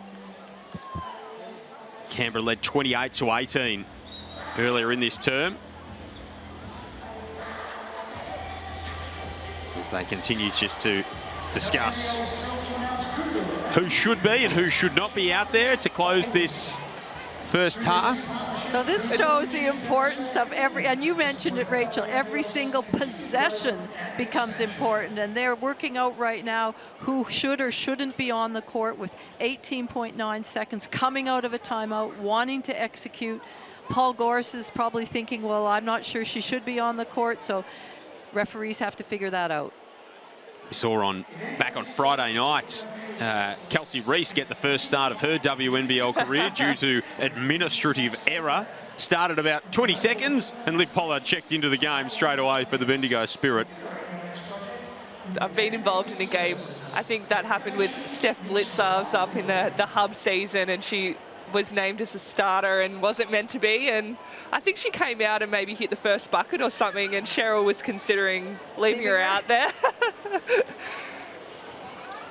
So Monique Babongi's going to have to come back in here.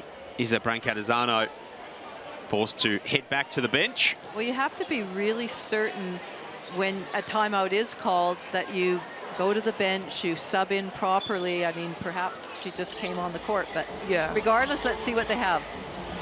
Indeed. So Lockridge, Talbot, Fijo, Fagan and Strawbridge here, the lineup to close the quarter for Adelaide.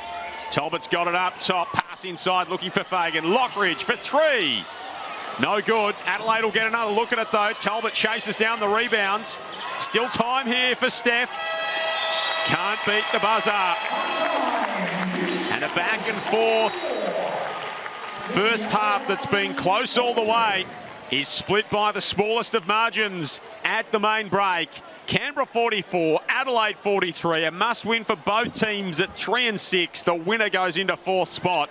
And there is very little splitting these two sides, just as we imagined it might be at halftime, Rach. Yeah, absolutely. And, it did feel like Canberra were going to get on top for a little while there, but when Zatina got those 2 fouls and went to the bench, they sort of lost their way a bit. Adelaide were able to get, some great steals, great defensive stops, and be able to get a couple of fast break points, which really got them back into the game. Well, Canberra got off to a flying start in this ball game. They really jumped out of the blocks, that is for sure. And a big part of it was Zatina Rakuso, and she is with Nath. Zatina, you were involved in the first 11 points for the Caps. You had 9 yourself, then hit someone backdoor. You look like you're finding your feet out there for the Capitals. Yeah, absolutely. Guys wanted me to be more aggressive this game, and that's what I've come out and done. First half, 12 and 3. some other numbers though. Touch under 3,000 in the building on a school night. Talk to us about this crowd here in Canberra. Sorry, I cannot hear a thing you're saying. What are you? That's the problem. I said talk to us about this crowd here in Canberra. Oh, they're amazing. They show up every week, and we're just so happy and so excited to have them here. Zatina leading all scorers with 12. You're up by a point at half-time. All the best for the second half. Thanks, appreciate it. No doubt she's going to be a big part of things in this second half if Canberra are to win. Only a point the difference. What a terrific game we've got here on a Tuesday night. Capitals 44, Adelaide 43. We'll break it all down next.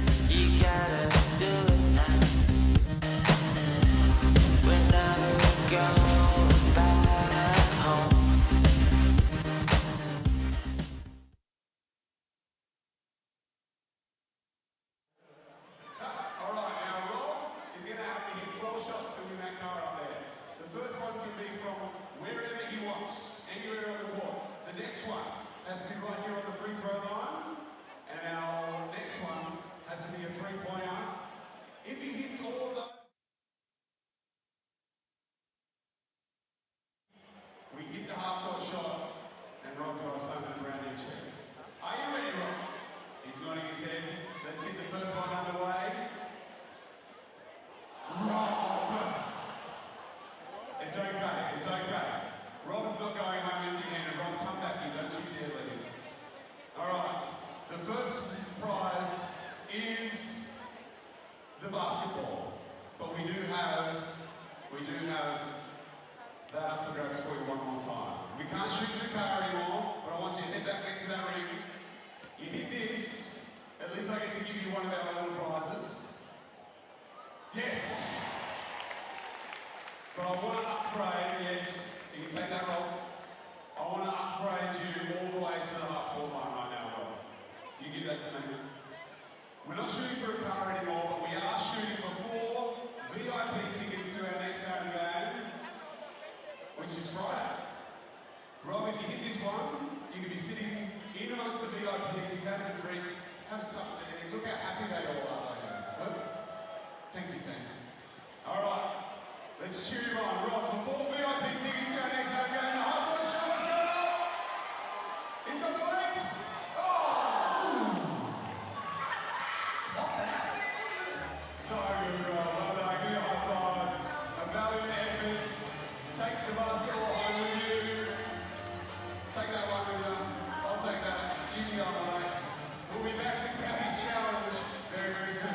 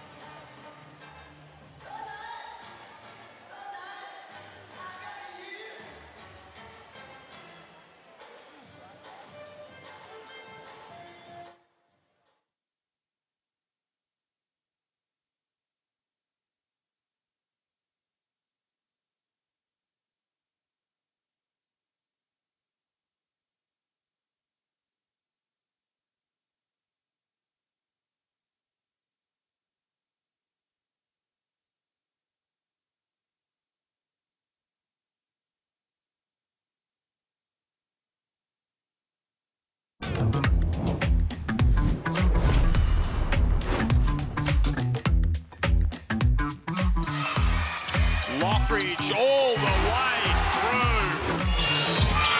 through. Lockridge working off the handoff. 1 foot runners down. Had a great season with Flyers. I did love that season. I was super grateful for the opportunity I got given. But I think, you know, taking that next step to move to Adelaide where I could be the main point guard and try and grow my game in the sense of being a leader and taking that point guard role, and I think that was definitely something that could help me grow my game, and yeah, that was probably one of the biggest reasons that I decided to go to Adelaide. Looking for support, back to Lockridge, and it goes down. I feel like I've been trying to work on my whole game, but leadership is trying to be something that I've been trying to add in to make sure, you know, being a point guard on court, that I can be that vocal leader that the team needs. And I think just my whole game in general, just bringing up the intensity and defense, and yeah, just been working on my whole game. A beautiful pass to Lockridge. We're just trying to grow the Adelaide Lightning to be what it was. We're trying to get out into the community to make sure that, you know, we can have a great fan base, and we're just trying to, you know, try and get the word out there and get around to the community. Tight ball game. Lockridge, 2 more.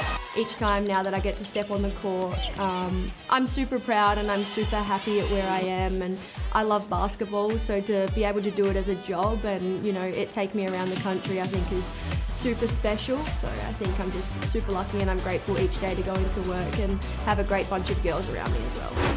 Lockridge. She makes it count.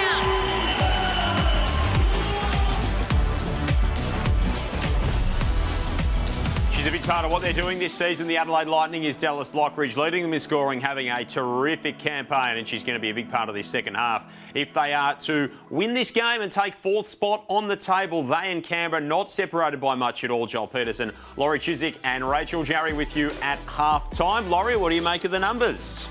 Well, you know, across the board it is even as the score reflects, but I feel like it's been a real team effort by both of them. So nobody is really super standing out. Akuzo leads both teams with 12 points. So, you know, she's, like I say, it's a spread of scoring. Turnovers are a bit of an issue, which they both will want to take care of, but relatively, as the score reflects, it's a very close game. Here are our Hungry Jacks halftime highlights, and to start, they were all with Zatina Akuzo, Rach. Yeah, they were, and we said it was going to be a bit of a battle of the bigs between Akuzo and Fagan, and Akuzo certainly came out ready to go, and we heard her say she wanted to be more aggressive tonight.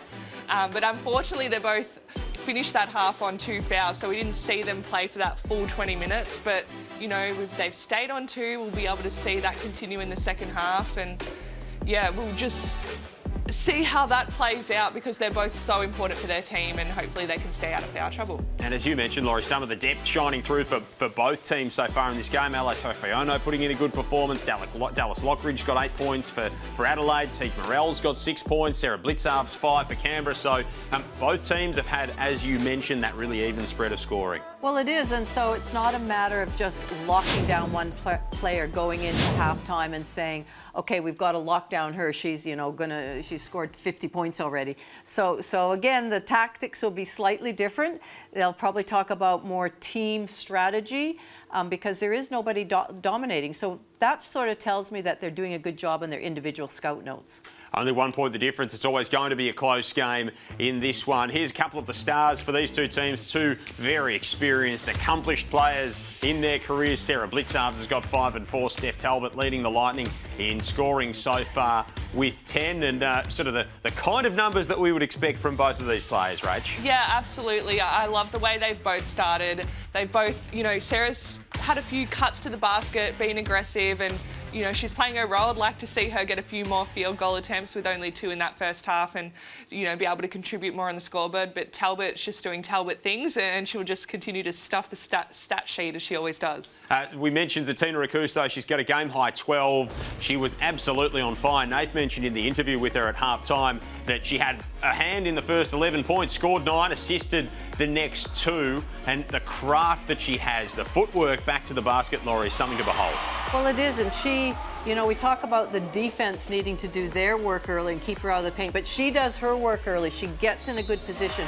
She calls for the ball. She demands for the ball, which is so good. As you mentioned, Rachel, the guards have confidence to get it into her, and they know that she's going to go to work, so she's been really impressive. For the time she's been on the court, she just needs to stay out of foul trouble. Well, she and Fagan both do, and that could be really key to this second half, Rach, is which of these bigs can stay out there the longest. Yeah, absolutely.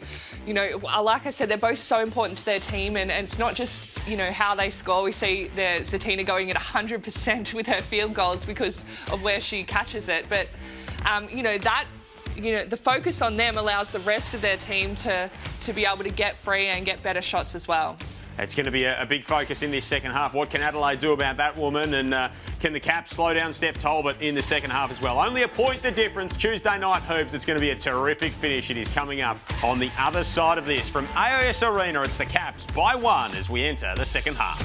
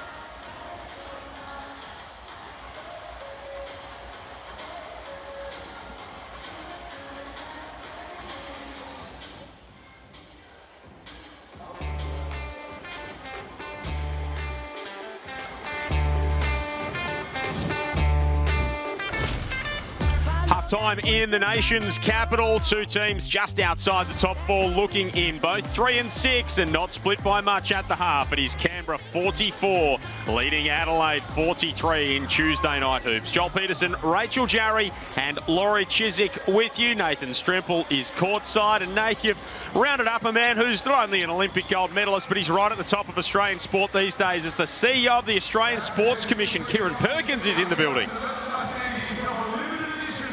You're spot on, Joel. 4-time Olympic medalist standing next to me, Kieran Perkins. 2 Olympic medalists on court in Jade Melbourne and Steph Talbot. Do you still enjoy just getting to watch the best in the world go at it?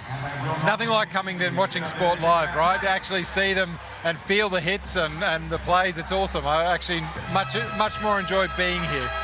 Well, in terms of being here in your role as CEO of the Australian Sporting Commission, must be great to see sport in Canberra going so well, a touch under 3,000 in the building on a school night. Oh, look, absolutely. Just to know that people are involved is so really important.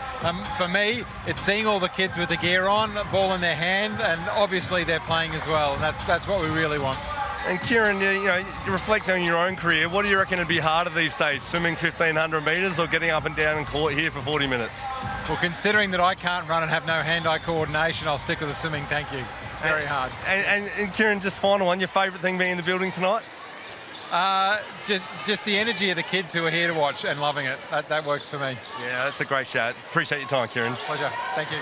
Thanks to Nath. Thanks to Kieran Perkins. Great to see that the next generation embracing all the WNBL has to offer. Second half underway here, all the way back to Akuso for the Caps, who picks up where she left off. Another bucket for Z. She's got 14 in the game. Well, it's a good decision by Zatina to attack Fagan just to see if she can, you're limited. You don't want to get your third foul straight away. But there we see her at the other end attacking. She's no good on the roll there. It's picked, though, by Bowman. Back to Fagan, and that time it will fall.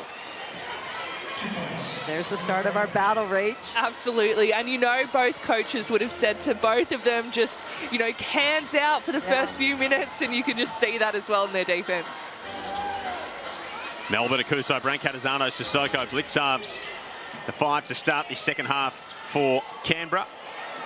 Again, good defense from Bowman, really active hands on that end of the floor. Forces another turnover. 10 in the game for the hosts. Brazel darts at cross court, hand on it on the way through. Talbot's 3 won't fall. Sissoko secures rebound number 7. Only 8 points in it when they met earlier in the season in Adelaide. Sissoko for 3. Got it.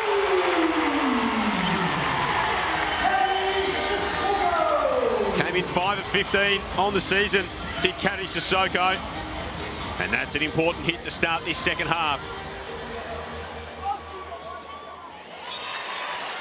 Melbourne appealing that she didn't touch that last as we take a look at the Amy replay. Great ball movement there from the Caps. You see that inside drive and kick out and then making the extra pass to a more open shooter.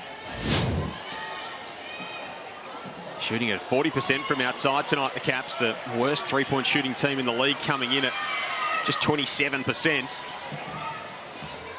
Melbourne at the other end, nice little hesitation dribble, and gets the foul. And that'll be 3 on Sanaya Fagan. What I liked about Melbourne there when she was coming down the court, when she was probing, she was looking around, looking to see if there was a trailer there, a little hesitation dribble, and then exploded to the basket. So if you're Aja Paramamara at the moment and Fagan's got 3 fouls and we're only 2 minutes into the third quarter, what lever are you pulling? I'm saying come and sit down beside me. Let's have a chat. First one goes begging for Jade Melbourne.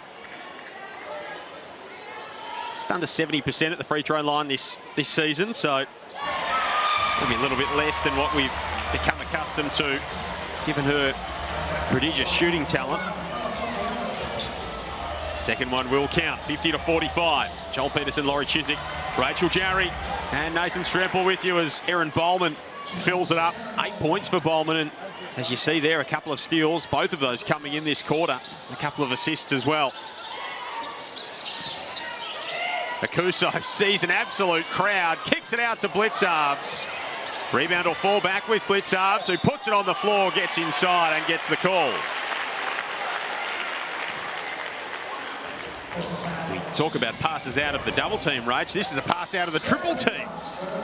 It sure is. There was nearly a quadruple team, but you know, that's the evolution of Zatina's game. She's now, you know, she's matured. She's got that experience. She knows when she's got that crowd around her and she's able to find an open Sarah Blitzarves. Which should see more of the quadruple team in basketball, in my estimation. A rarely used tactic. There may be a reason for it. Caps by 3. Let's go to Nath. Thanks, Joel. Just love seeing what new Lightning coach Aja Paramamar did as Fagan come out. It wasn't as simple as come next to me. She pulled her aside and actually talked through technically why she was receiving those fouls tonight. Fagan's been absolutely on fire for the Lightning this season, and they need her on the floor, and it's great to hear that insight from Aja, just giving her some guidance on why she was picking up the fouls. Yeah, great spotting. No, thank you. As Bowman at the other end gets into double figures. That's a tough finish. And we'll go to the free throw line. I've been impressed with Bowman this game. She's really had an influence on it. She's doing the hard things, the little things, and being rewarded with that. Those deflections, I think that's a real key indicator of how you're going defensively. And, you know, we know she's got those couple of steals this quarter, but all game she's been able to just get her hand to the ball. No good at the free throw line, even with the extra attempt. That will please Aja Paramamar, who leads this Adelaide team for just the second time tonight, having been installed as the interim coach. Well, you can just see Zatino asking for the ball to be reversed to get it in her position. Drops it off to Sissoko. That one's a bit strong. Never looked like it out of the hands of Caddy. Full court pass here for Talbot. Lays it home with the right hand, and we're tied at 51. Well, you can see that's a definite tactic that Adelaide have made now in the second half to double the ball every time Zatina gets it. They make her force her into a hard pass outside, then they can rotate. Looking for the handoff here with Blitzarves. It's not there for her. Caps will swing it to the other side. Again, Adelaide do a good job of not allowing that dribble handoff and force the turnover, even through Bowman falconing Erin Bowman in the process, and now Tofayano gives it away. Scrappy stuff from both teams. Brancatizano has it poked loose, dives on it, gets it to Melbourne. Jay just wants to settle things down. Blitzarves inside. That one's taken away. Bowman's there again. If Canberra were to look inside and do a pass fake, I tell you what, there'd be 3 players would collapse on that, and then you're going to have more time to get it to your open shooters. And Zatina then is still in a good rebounding position. See there, Canberra have led for the vast majority of the game. Time winding down for Munga, got to get it up. Akuso with the offensive board, drops it off to Sissoko, beautiful pass.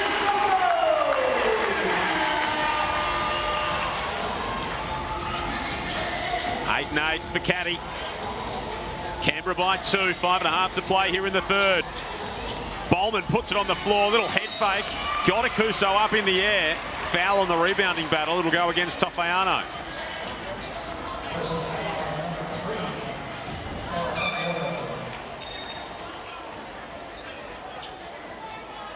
Nice find underneath between the two bigs.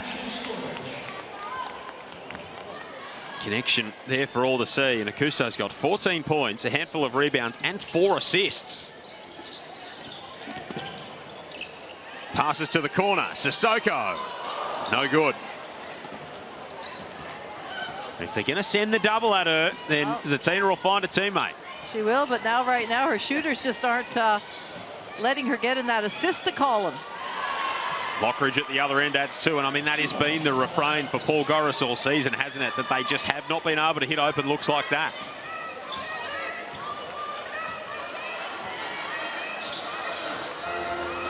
Melbourne gets a good look. That doesn't fall. Back down to 31% on the night from outside Canberra, 4 of 13, so it's dried up for them from outside. And Adelaide with a chance to take the lead on this possession. Lockridge drops Brancatizano, gets inside and kisses it off the window. That is all kinds of pretty from Dallas Lockridge. How did she finish that? Through a wall of players and then over Zatina Akuzo. That is just special. Beautiful basketball from the Adelaide point guard. She hands them the lead by 2, 55-53.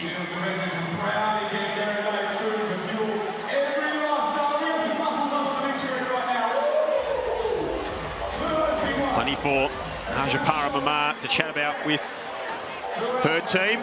Played her college ball at Boston College. She's been most recently up in the NBL 1 North, has coached both men's and women's basketball, so brings a varied level of experience, and talked after that first game, Laurie, about just the fact that basically all she could do was have them playing in a positive mindset. Looks like it's working at the moment. Well, that's right. When you come in at this stage of the season and it was, you know, a little bit messy, and so, yes, she needed to be positive. You know, she would have made some changes this past 10 days, the last time they played. But still, you only have a limited time. You can't make sweeping changes. And a lot of the stuff that Adelaide were doing prior to her under Coach Karen Mitchell was really good. They were playing some good basketball. It just wasn't consistent at all. Cool. To make the changes, part of the process is to understand what they're doing in the first place as well. Have a look at this from Dallas Lockridge to put Adelaide up 2. Drops the defender, scoots inside over the outreached arms of Akuso. Rachel Jarry, that is very, very impressive from this emerging guard. That is just so special, and you know, it's just an innate ability she's got with being able to find her way into the basket and, you know, use her body and get those different finishes. But yeah, that's very special. Nathan Strempel's courtside with us tonight, Nathan. A little bit for Paul Goris to work on. What was he chatting about at the huddle? Thanks, Joel. Paul Goris was absolutely fuming in the timeout about the quick shots in the Capitals offense. It feels like ball movement, especially with the foul trouble of the Adelaide Lightning bigs, is going to give them better opportunities. Looking Jade Melbourne directly in the eye, talking about no quick shots, triggering the Lightning transition. Off the back of that, we see Nadia Potch get to the basket for the finish off the ball moving side to side. And Rach Jarry, you look at the length and athleticism down the lineup of these Canberra Capitals, they would have been an absolute nightmare to play against back in your day. Oh, absolutely. They've just got, you know, weapons at every position, and they are so tall and long. They can play athletically, and I think we've seen that in spurts this season, but it's just starting to click with them with Akuzo back in the lineup. 5 points for Potch, just highlighting her immense potential with that athleticism, as Fagan at the other end gets that to go up into double figures now. Here's Sanaya. Adelaide back on top by 1. Tuesday night hoops in the WNBL. Joel Peterson, Laurie Chiswick, Rachel Jarry, Nathan Strempel with you at AIS Arena in Canberra. Both 3 and 6 these teams. The winner moves into 4th spot. Final playoff position at this sort of midway point of the season. Terrific defense from Lockridge. Put the clamps on Jade Melbourne, who couldn't get it off. Well, you have to say Adelaide have made some really good adjustments at halftime and have really slowed down the scoring of 1, Zatina, but 2, the team in general. Remember, they trailed by 10 at the start of that second term, did Adelaide, 28-18. Canberra came out, scored the first 8 points of that second quarter. Adelaide fought their way back to head them, as they do now. Potch pulls down the rebound off the miss, and Fagan picks up a cheap one near midcourt. And that, if you're Ajapara Mama, is pull your hair out type stuff. Yeah, that's her 4th foul. You talk about a rush of blood. Yeah. Like, it's just not necessary. No, you're just, you know, you're way out at half line, the center line. There's just no point in reaching there, especially when you're already on 3 fouls.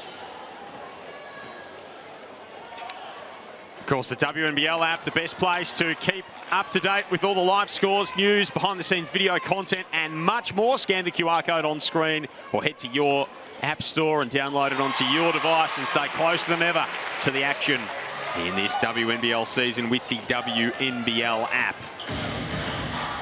57 apiece. 3 minutes remaining in the third. It was an 8-point game last these two teams met in Adelaide. They both want this win so desperately to try and recapture some momentum into their season. Canberra winners by a point on Sunday against Geelong. Adelaide, more than a week since they last played, they lost to Bendigo and they've dropped their past 2. Melbourne, no look inside. Felder Kuso. Brazel out and running, the easiest 2 points that she'll see all season.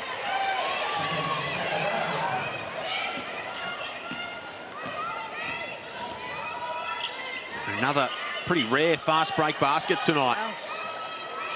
It's been a grind. Right in the half court, both of these two teams. Sissoko outside to Poch, who puts it on the floor. Can't get it to go the first time, but can clean it up the second. It's so interesting watching Canberra. The first half, they moved the ball so well, player ball movement. And right now, it's almost like they're standing still and going, you do it. You take somebody on one-on-one. Talbot looked like she liked that out of the hand. Goes around and out. Falls into Capital's hands.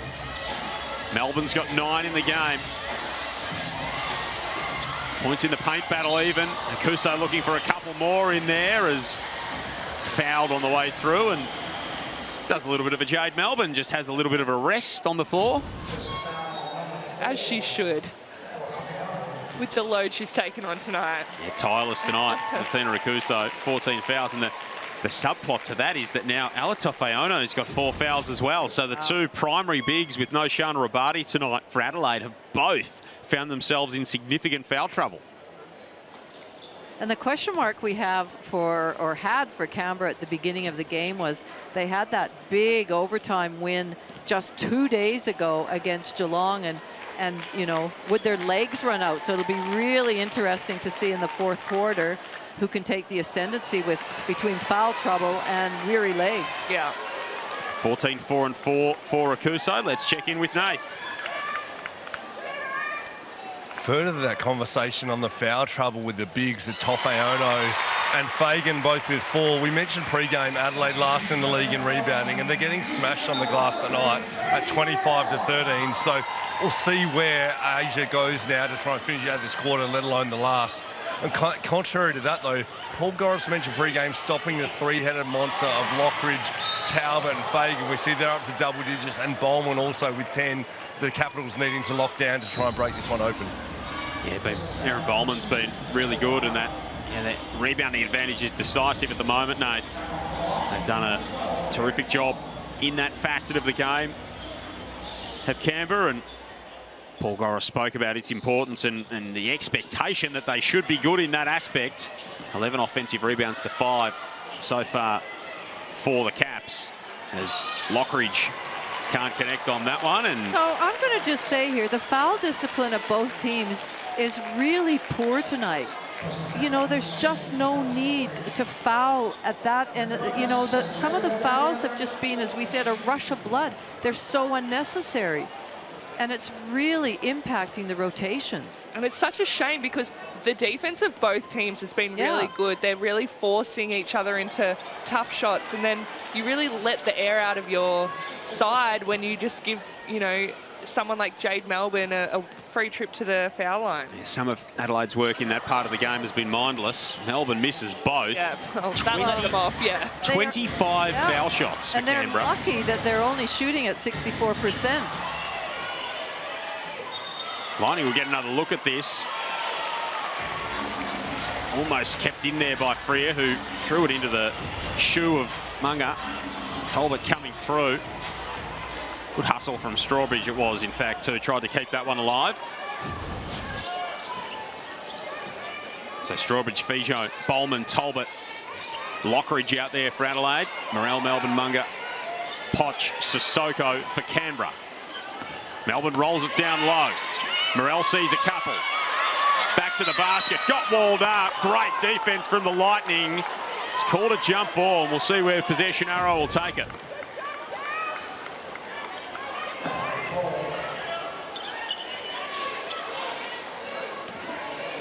Really good defense by Bowman to come across there and keep her arms straight up. She's been a terror in this third term as Erin Bowman really set the tone defensively for Adelaide. It was a 2-point game at quarter time. It was a 1-point game at half time. It's a 1-point game now with 5 seconds on the shot clock here. Bowman puts it on the deck, gets all the way in.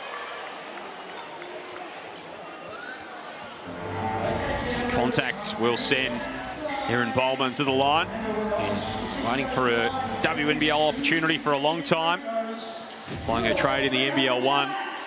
Was over in New Zealand before gaining a release of the contract to capitalise on the opportunity with Adelaide. And here she is making good on it. Adding her 13th point for the night, tying things up for the Lightning and becoming their leading scorer in the game. I'm not going to say anything. Oh, Laurie, I didn't say anything. She was 100%, but I did not say anything. You said enough. Always going to happen. Tied at 60. Time winding down in this third period. Tight ball game. Munga for three. No good. Sissoko rescues it. And with a quarter to go, these two teams cannot be split. Both 3-6 on the season. Both desperate for a win.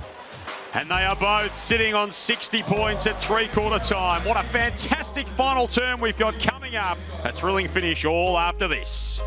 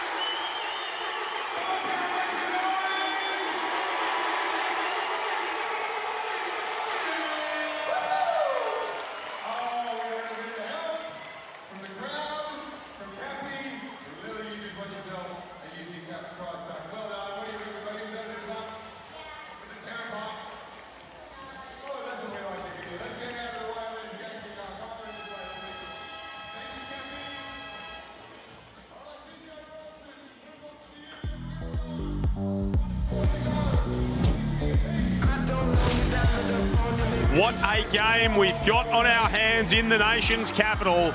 The University of Canberra Capitals and the Adelaide Lightning tied at 60 apiece on Tuesday night hoops as we close out round 8 in the Women's National Basketball League. Set for a thrilling finish here. Joel Peterson, Laurie Chiswick, Rachel Jarry and Nathan Stremple with you on this Tuesday night. This one, Laurie, is going right down to the wire.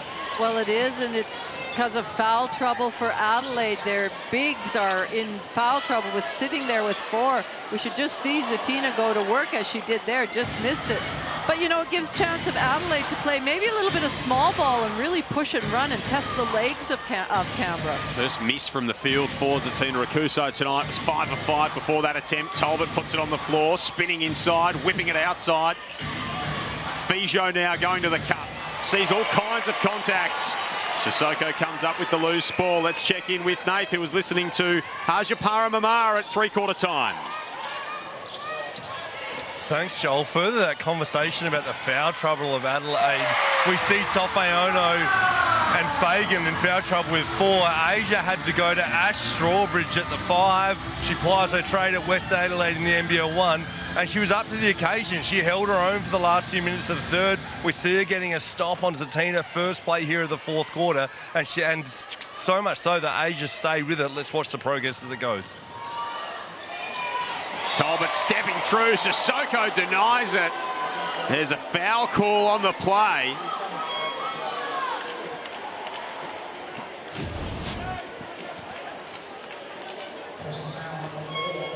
Might have just got the elbow. I was going to say, that's what you call a slow motion Euro step, isn't it? Yeah, a bit of contact there. Well, there's going to be a lot fall on Steph Talbot's shoulder in this fourth quarter. She's got 10 points, and she really needs to continue to step up and lead this team if they're going to win.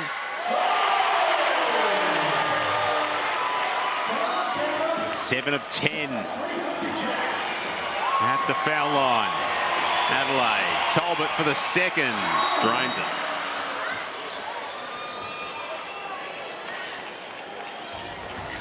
$12 points for Steph. In fact, make it 13 now to lead Adelaide in scoring. Lockridge with 12, Bowman with 11, Fagan with 10. The 4 fouls for Sinai Fagan. Has not been her night. 4 fouls for Tofeono as well. Again, Akuso with a really nice find out to Munga. We've seen that before. We certainly have. That was the dagger that sent Geelong. Oh, so hard for them, but what a great pass again. What a great connection. And if they're going to be doubling Zatina, then there are going to be shooters open. 6 assists for Akuso in the game. Rebound Munga. Canberra out by 4 to start this final quarter. Akuso hands it off to Poch, who slices her way inside. Great defense, Bowman, but it fell back to Poch, who lays it home.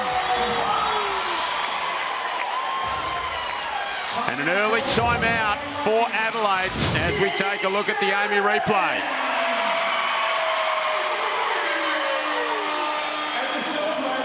Great vision by Zatina there.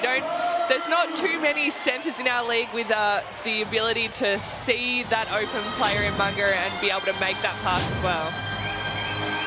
She's been doing it with regularity this evening. Here's Zatina Akuso, which is why she is such a talent. Her ability to score the ball and facilitate for her teammates as well. 15 in the game, 6 assists. And she is leading the charge for Canberra as they go up by 6. And we have to remember, she came back, she played 3.5 minutes her first game, had 7 points, and then she had to come off. She didn't play the next game. Then she's only played 2 more games. So this is, in fact, feels like it's only her 3rd game back. She still is getting better and better each time. If you think triple-double watch is something new for Zatina Akuso. During the NBL1 season, she was playing out west, I think for Willerton. She had 27, 20 and 14 assists. Oh, God. Just an absurd stat line. So this is nothing that is uncharacteristic for Akuso. But this is a challenge for Adelaide right now. Do they continue to really throw strongly that double team when she gets the ball, which I think they have to, otherwise she can score so freely with, you know, the likes of Fagan sitting on the bench. But there's got to be some really on-point rotation from Adelaide if they're doing that. 67-61, Caps on top. What do they have to say at that huddle, Nath? Thanks, Joel. Paul Gorris spent a lot of time offensively talking about where the double team is coming from, how they're going to counter that offensively. But as they put all that in place, we see it's the time for Asia Paramama to roll the dice. 7:39 remaining. Sinai Fagan back on the floor with 4 fouls. It's a bit of now or never. Paul Gorris will be pleased with what his team's delivered so far in this final term. Fagan with the catch up top, puts it on the deck, gets up into Akuso, can't finish.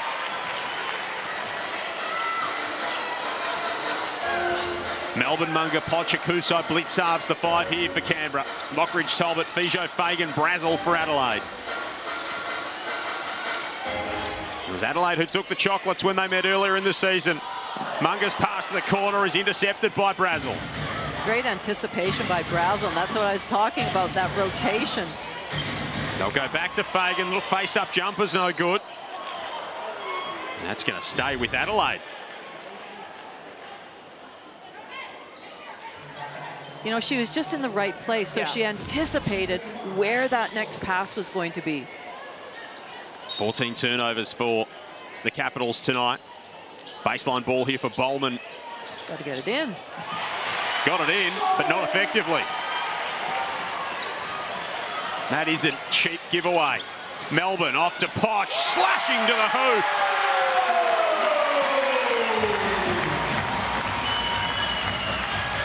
$11 for Nadio. Fagan's going to try her luck from outside.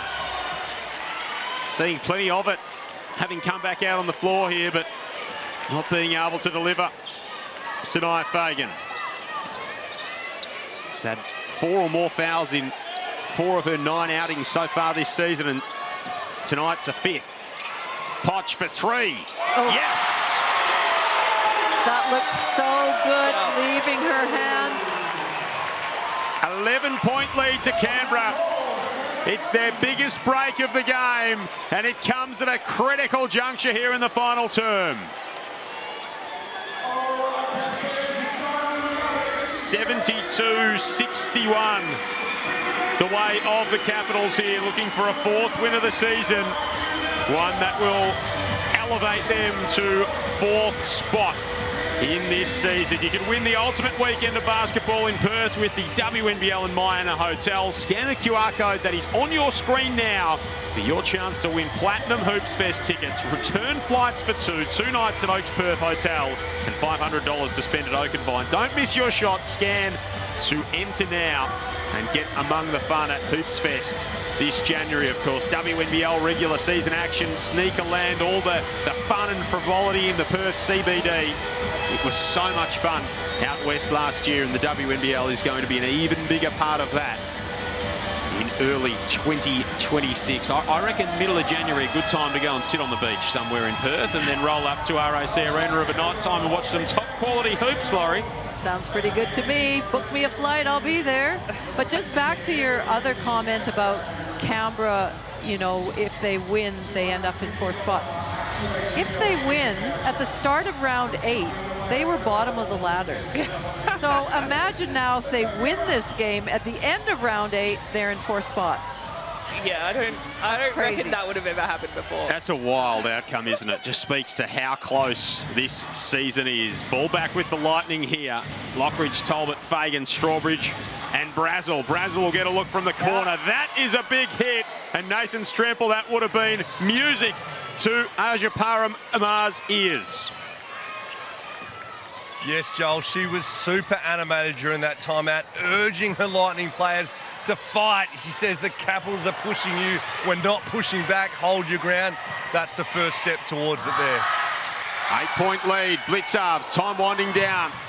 You can guarantee that Adelaide are not going to lay down and just hand this game to Canberra. Canberra are going to have to work hard. Adelaide are fighting the whole way. That's just something they've got, a trait they're known for. Look at the defense from Melbourne, up and in on Lockridge. Fagan, Talbot, 4 on the shot clock for Steph. Steps back, terrific move to get some separation. Really just created something out of nothing there. It was a little bit of an empty possession, but Steph Talbot is just too good in those situations, able to get her shot off. Put this team on her back so many times in her career as Steph Talbot. Over halfway gone in this final term, and Adelaide are on the comeback charge.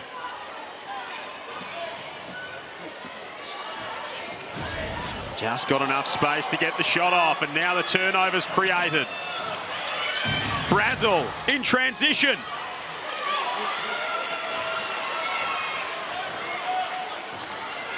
Canberra want to slow it down on the other end. Melbourne, Munga, Poch, Akuso, Blitzarves still out there for Canberra. Adelaide rolling with Lockridge, Talbot, Fagan, Strawbridge and Brazel. Akuso, long 2, front iron. Hit ahead pass is beautiful from Talbot. They are coming back strong. Adelaide, what a great timeout by Aja. point or 7 points in a row out of that timeout for the Lightning. And have a look at the dime here, Steph Talbot. That is perfectly weighted where only Fagan could access it. Just beautiful to watch. What a pass. And as a big, you just love nothing more than when you put in the effort to run down the other end and your guard finds you on a great pass like that. And we've seen so far this season that they've clearly got that connection too, Rach. Those two have connected on a number of plays like that. Yeah, absolutely. And, you know, I heard Steph Talbot interviewed after one game and she really thinks so highly of Fagan, and I think is a bit excited to, you know, mentor her. She's still a young player and just excited to see the things that she does. And yeah, it's certainly been an absolute weapon for Adelaide, their connection. That's their next four. So Sydney away to Bendigo, home for Perth, and Southside on the 28th to get them to the new year, of course. That game against Sydney, part of a massive doubleheader on Sunday. Sydney, Adelaide, and then Townsville and Perth on Sunday afternoon. Is going to be quite the contest between two of the top three sides in this season. Now for Paul Goris. His team got out by 10 in the second quarter. Laurie, that was the biggest lead they'd had in the game for much of it. Adelaide rolled straight back and were able to get back into the contest. They'll be hoping that they don't see a repeat of that here.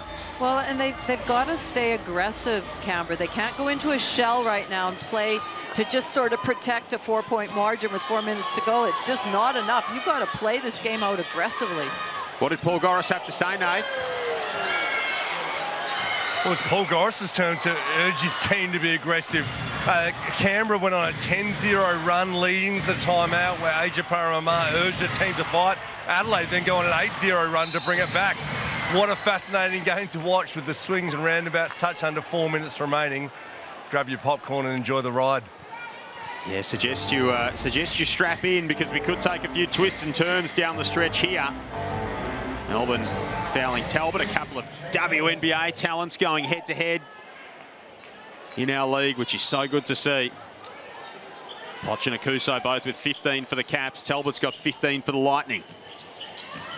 Sissoko with 11 rebounds, pacing all comers in that statistic. Talbot outside.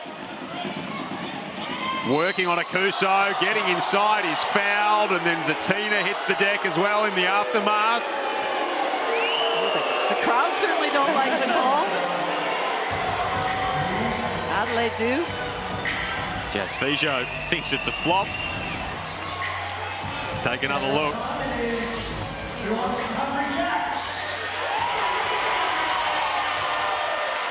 Steph Talbot will head to the free throw line. 15 points on 5 of 9 shooting in the game, 5 rebounds, 4 assists, 2 steals and a block. It's the most Steph Talbot stat line you've ever seen in your life. And she misses the first free throw. Adelaide 8 of 12 at the stripe so far tonight. Canberra at the other end, 16 of 25. Again, Talbot splits the pair and gets the back end. Well, it's really down to these last 3.5 minutes. Which team can hold their nerve? Which team can execute under pressure? 8-0 run here for Adelaide. And for Aja Paramama, it's the first chance to see her team in a game situation like this.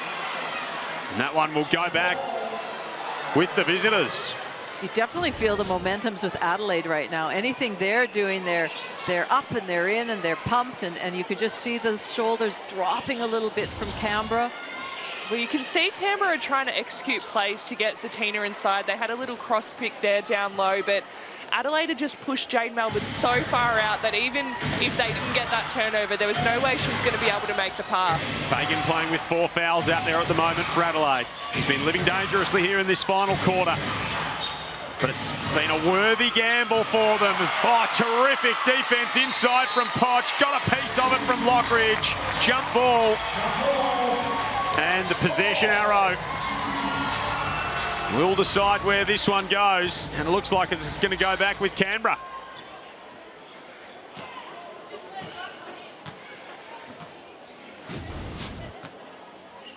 Great help defense from Nadia Poch.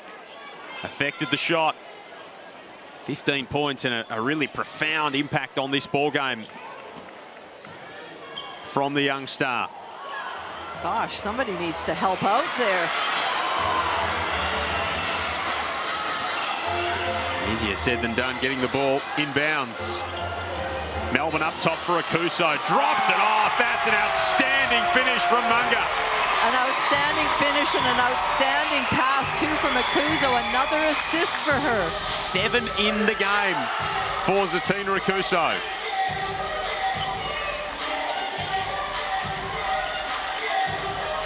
Lockridge up top for Adelaide. 5 on the shot clock. Loses the handle. So there was a lot of standing around for Adelaide that time. Again, they need to execute under pressure.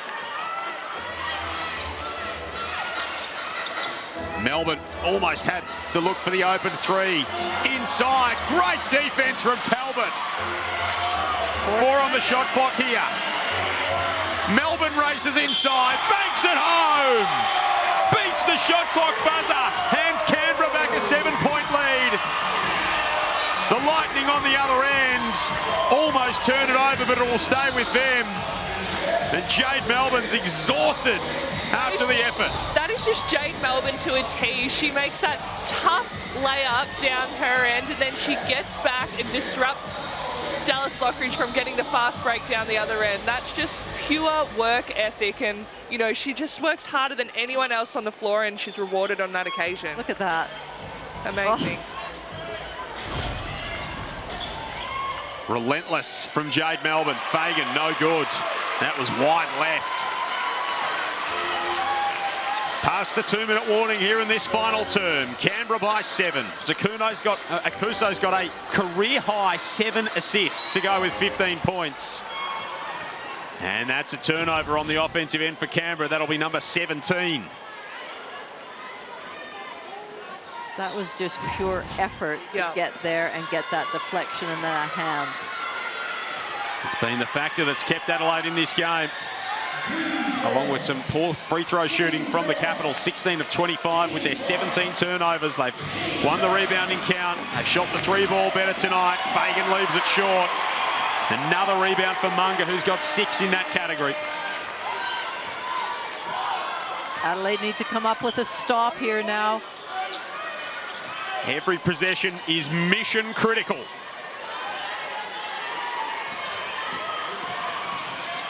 Munga with the left hand, denied by Fagan. That's just what they wanted. 1 and 6 seconds remaining. Bowman's played a big second half. Inside for Fagan. Need to score on this possession. Fouled by Munga. Sanaya will go to the stripe with 1 minute left. Well, I think it's not a bad foul. Make her earn it from the stripe, you know, because it was an automatic layup if you didn't foul. So she shoots the free throws at 77%. Hasn't attempted one tonight. Fagan, 12 points. Hasn't troubled the statisticians in the rebounding count nor the assist count. She's had 4 fouls. It has not been her best night, but she can still come up in a big spot here.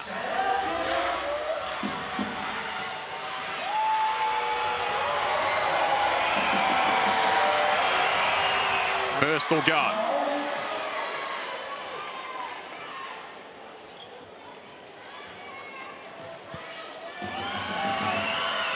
And the second.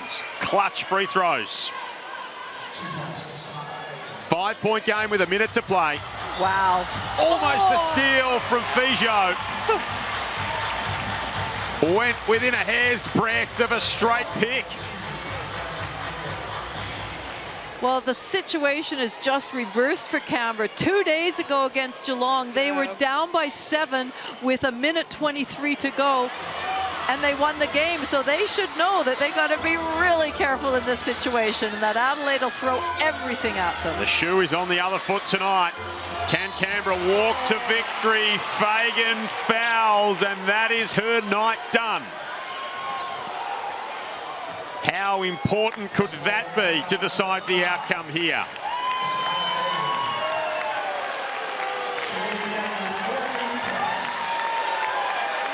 She is such a great player for Adelaide and what she brings, and to have her sit on the bench so much has been really tough. She'll go back and reflect on that foul she had, Rachel, at the middle of the court. That was just sort of a nothing foul.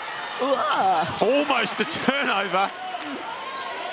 Tofayano got a hand on it.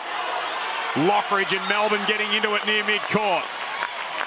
The physicality, the intent, the intensity is there for all to see. And Jade Melbourne has the opportunity here. I think Adelaide, if they're going to foul, which they need to because they have another one to give, they need to do it straight away. Try and get the steal, but if you don't get the steal, then don't let 5-10 seconds go off the clock.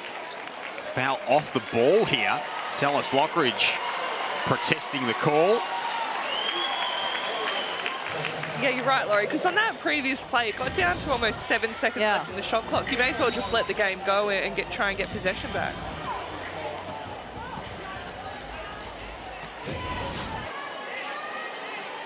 So now they are out of fouls to give. Not a bad foul. No time came off the clock.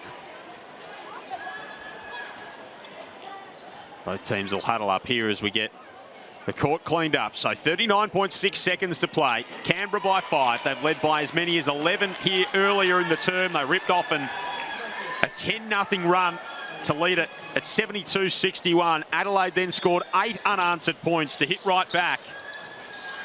And it's been tense ever since, with not much separating these two teams all night. Winner into 4th spot at the end of round 8. Melbourne's pass inside, deflected out of play. It stays in black.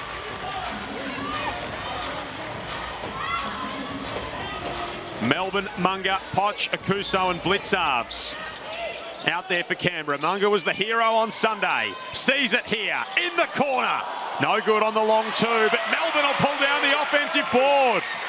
Huge play from Jade Melbourne. Splits the defence, gets inside and blows the layup. And now Adelaide need to go. They need a basket and they need it quick. Steph Talbot, maybe a foot on the line. It doesn't fall. It'll stay with the Lightning. Bowman, free throw line jumper, falls off the rim. Rebound to Poch, and that will do it. The Capitals come through in the clutch once more. They get their 4th win of the season. And they will sit inside the 4 at the conclusion of round 8 after defeating Adelaide 76-71 on their home floor in front of a big crowd at AIS Arena. What a game for the Capitals. Just held steady there at the end. Got some good looks. They didn't panic. And in front of a great crowd, Rachel. I mean, that crowd was supporting them from the tip-off right to the very end. Yeah, absolutely. We know that, you know, the Canberrans love their Capitals, and I think they just were so excited after that buzzer beater win on Sunday. They've all come out tonight and been able to see the girls get another win, which is great for Canberra. Had to do it the hard way in that last quarter. They got out by 11. Adelaide made an almighty charge at them, but they were able to just strong-arm them in the end. Plus 17 on the rebounding count. Nadia Poch and Zatina Akuso both with 15 points. And, well, Akuso, it was billed as the sort of the matchup we were all looking to watch tonight, Rach. And she had a real say in deciding the outcome with 15 and a career-high 7 assists. Oh, absolutely. She just distributed the ball so well and was able to find her teammates. And, you know, down the other end when Fagan was on, Fagan had such a hard time of getting a good shot off that she's used to, because Zatina was just so physical and defensively such a presence. And, you know, she really changed the game for them. And, you know, she gets her teammates open, that focal point on her inside it, and they're able to move and find their open shots. So there's not much separation between Canberra and the chasing pack, but there is enough for them to sit inside the top 4 at the conclusion of round 8. They're 4-6. They've won 2 in a row, and Nath's with the star of the show, Zatina Akuso. Zatina, you're our player of the game, 15, 4 and 7. You had to sit for a little bit with foul trouble in the first half. You must have enjoyed getting out there in the second and working hard to bring it home. Yeah, absolutely. I think I got robbed in those fouls, but it's all right. I came back, bounced back, and that's what the team needed, and that's what I did. Talk about yourself as a willing passer and the athletes you get to play with. 7 assists, your passing really helped break this one open. Yeah, I think when my teammates can do that, I think it gives me extra room to not just score, but be a facilitator too, and I think that's what they did tonight, and I'm really proud of them. And finally, the battle on the glass was significant tonight. You had almost double the amount of rebounds. That's double the extra possessions. And in a game that gets decided by single digits, that's crucial down the line. Absolutely. I mean, again, that's what Goz wanted me to do, and that's what I came and did again. And finally, we mentioned this at half-time because you actually couldn't hear what I was saying. Yeah. Close to 3,000 people here on a Tuesday night. In a game that puts you into the top 4 to finish the round, this crowd's pretty significant for you. Absolutely. They've been unreal. They've been supporting us for ages now, and they keep showing up, and we love it. And come again on Friday. They'll be here again, and we love that. Tina, we look forward to seeing you there tonight. Our player of the game, you get away victorious. Well done. Thank you. Appreciate it. Terrific game from her, terrific game from the Caps. They win it by 5 over Adelaide. We'll wrap it all up on the other side of this.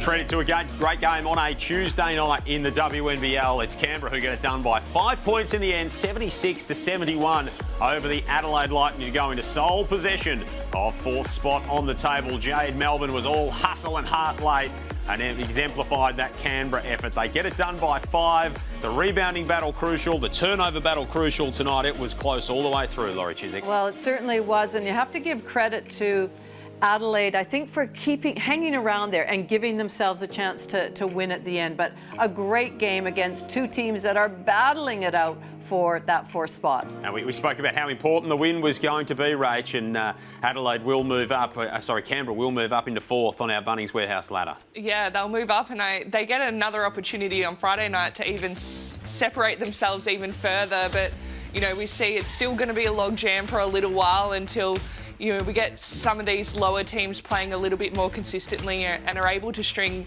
3-4 wins together in a row. So the only team with 4 wins in the competition, the Capitals. We've still got 4 teams with 3 wins, and then those 3 out in front leading the way at the moment. Back in action, as Rach said, on Friday in Canberra, where round 9 will kick off in the WNBL season. The Capitals will get another chance, and hopefully in front of another big crowd. Really strong support for them tonight. So they take on Southside. So 2 of those teams, that'll be 4th and 5th on the table as we go into that game. Geelong and Bendigo down in Geelong, and then the big one on Sunday, Sydney and Adelaide, and Townsville and Perth is going to be a mouth-watering matchup, Laurie. Cannot wait to see that Townsville game and Perth, because they haven't played each other with their current lineups. And so with Han Shu there, and we know Townsville have a big lineup and how well they are both travelling, that will be one to see. And who knows, Rach, as we've seen this round, you can go from last to 4th in a hurry, so anything is possible. Absolutely, anything is possible, and like we said, every possession matters. We saw that again tonight, and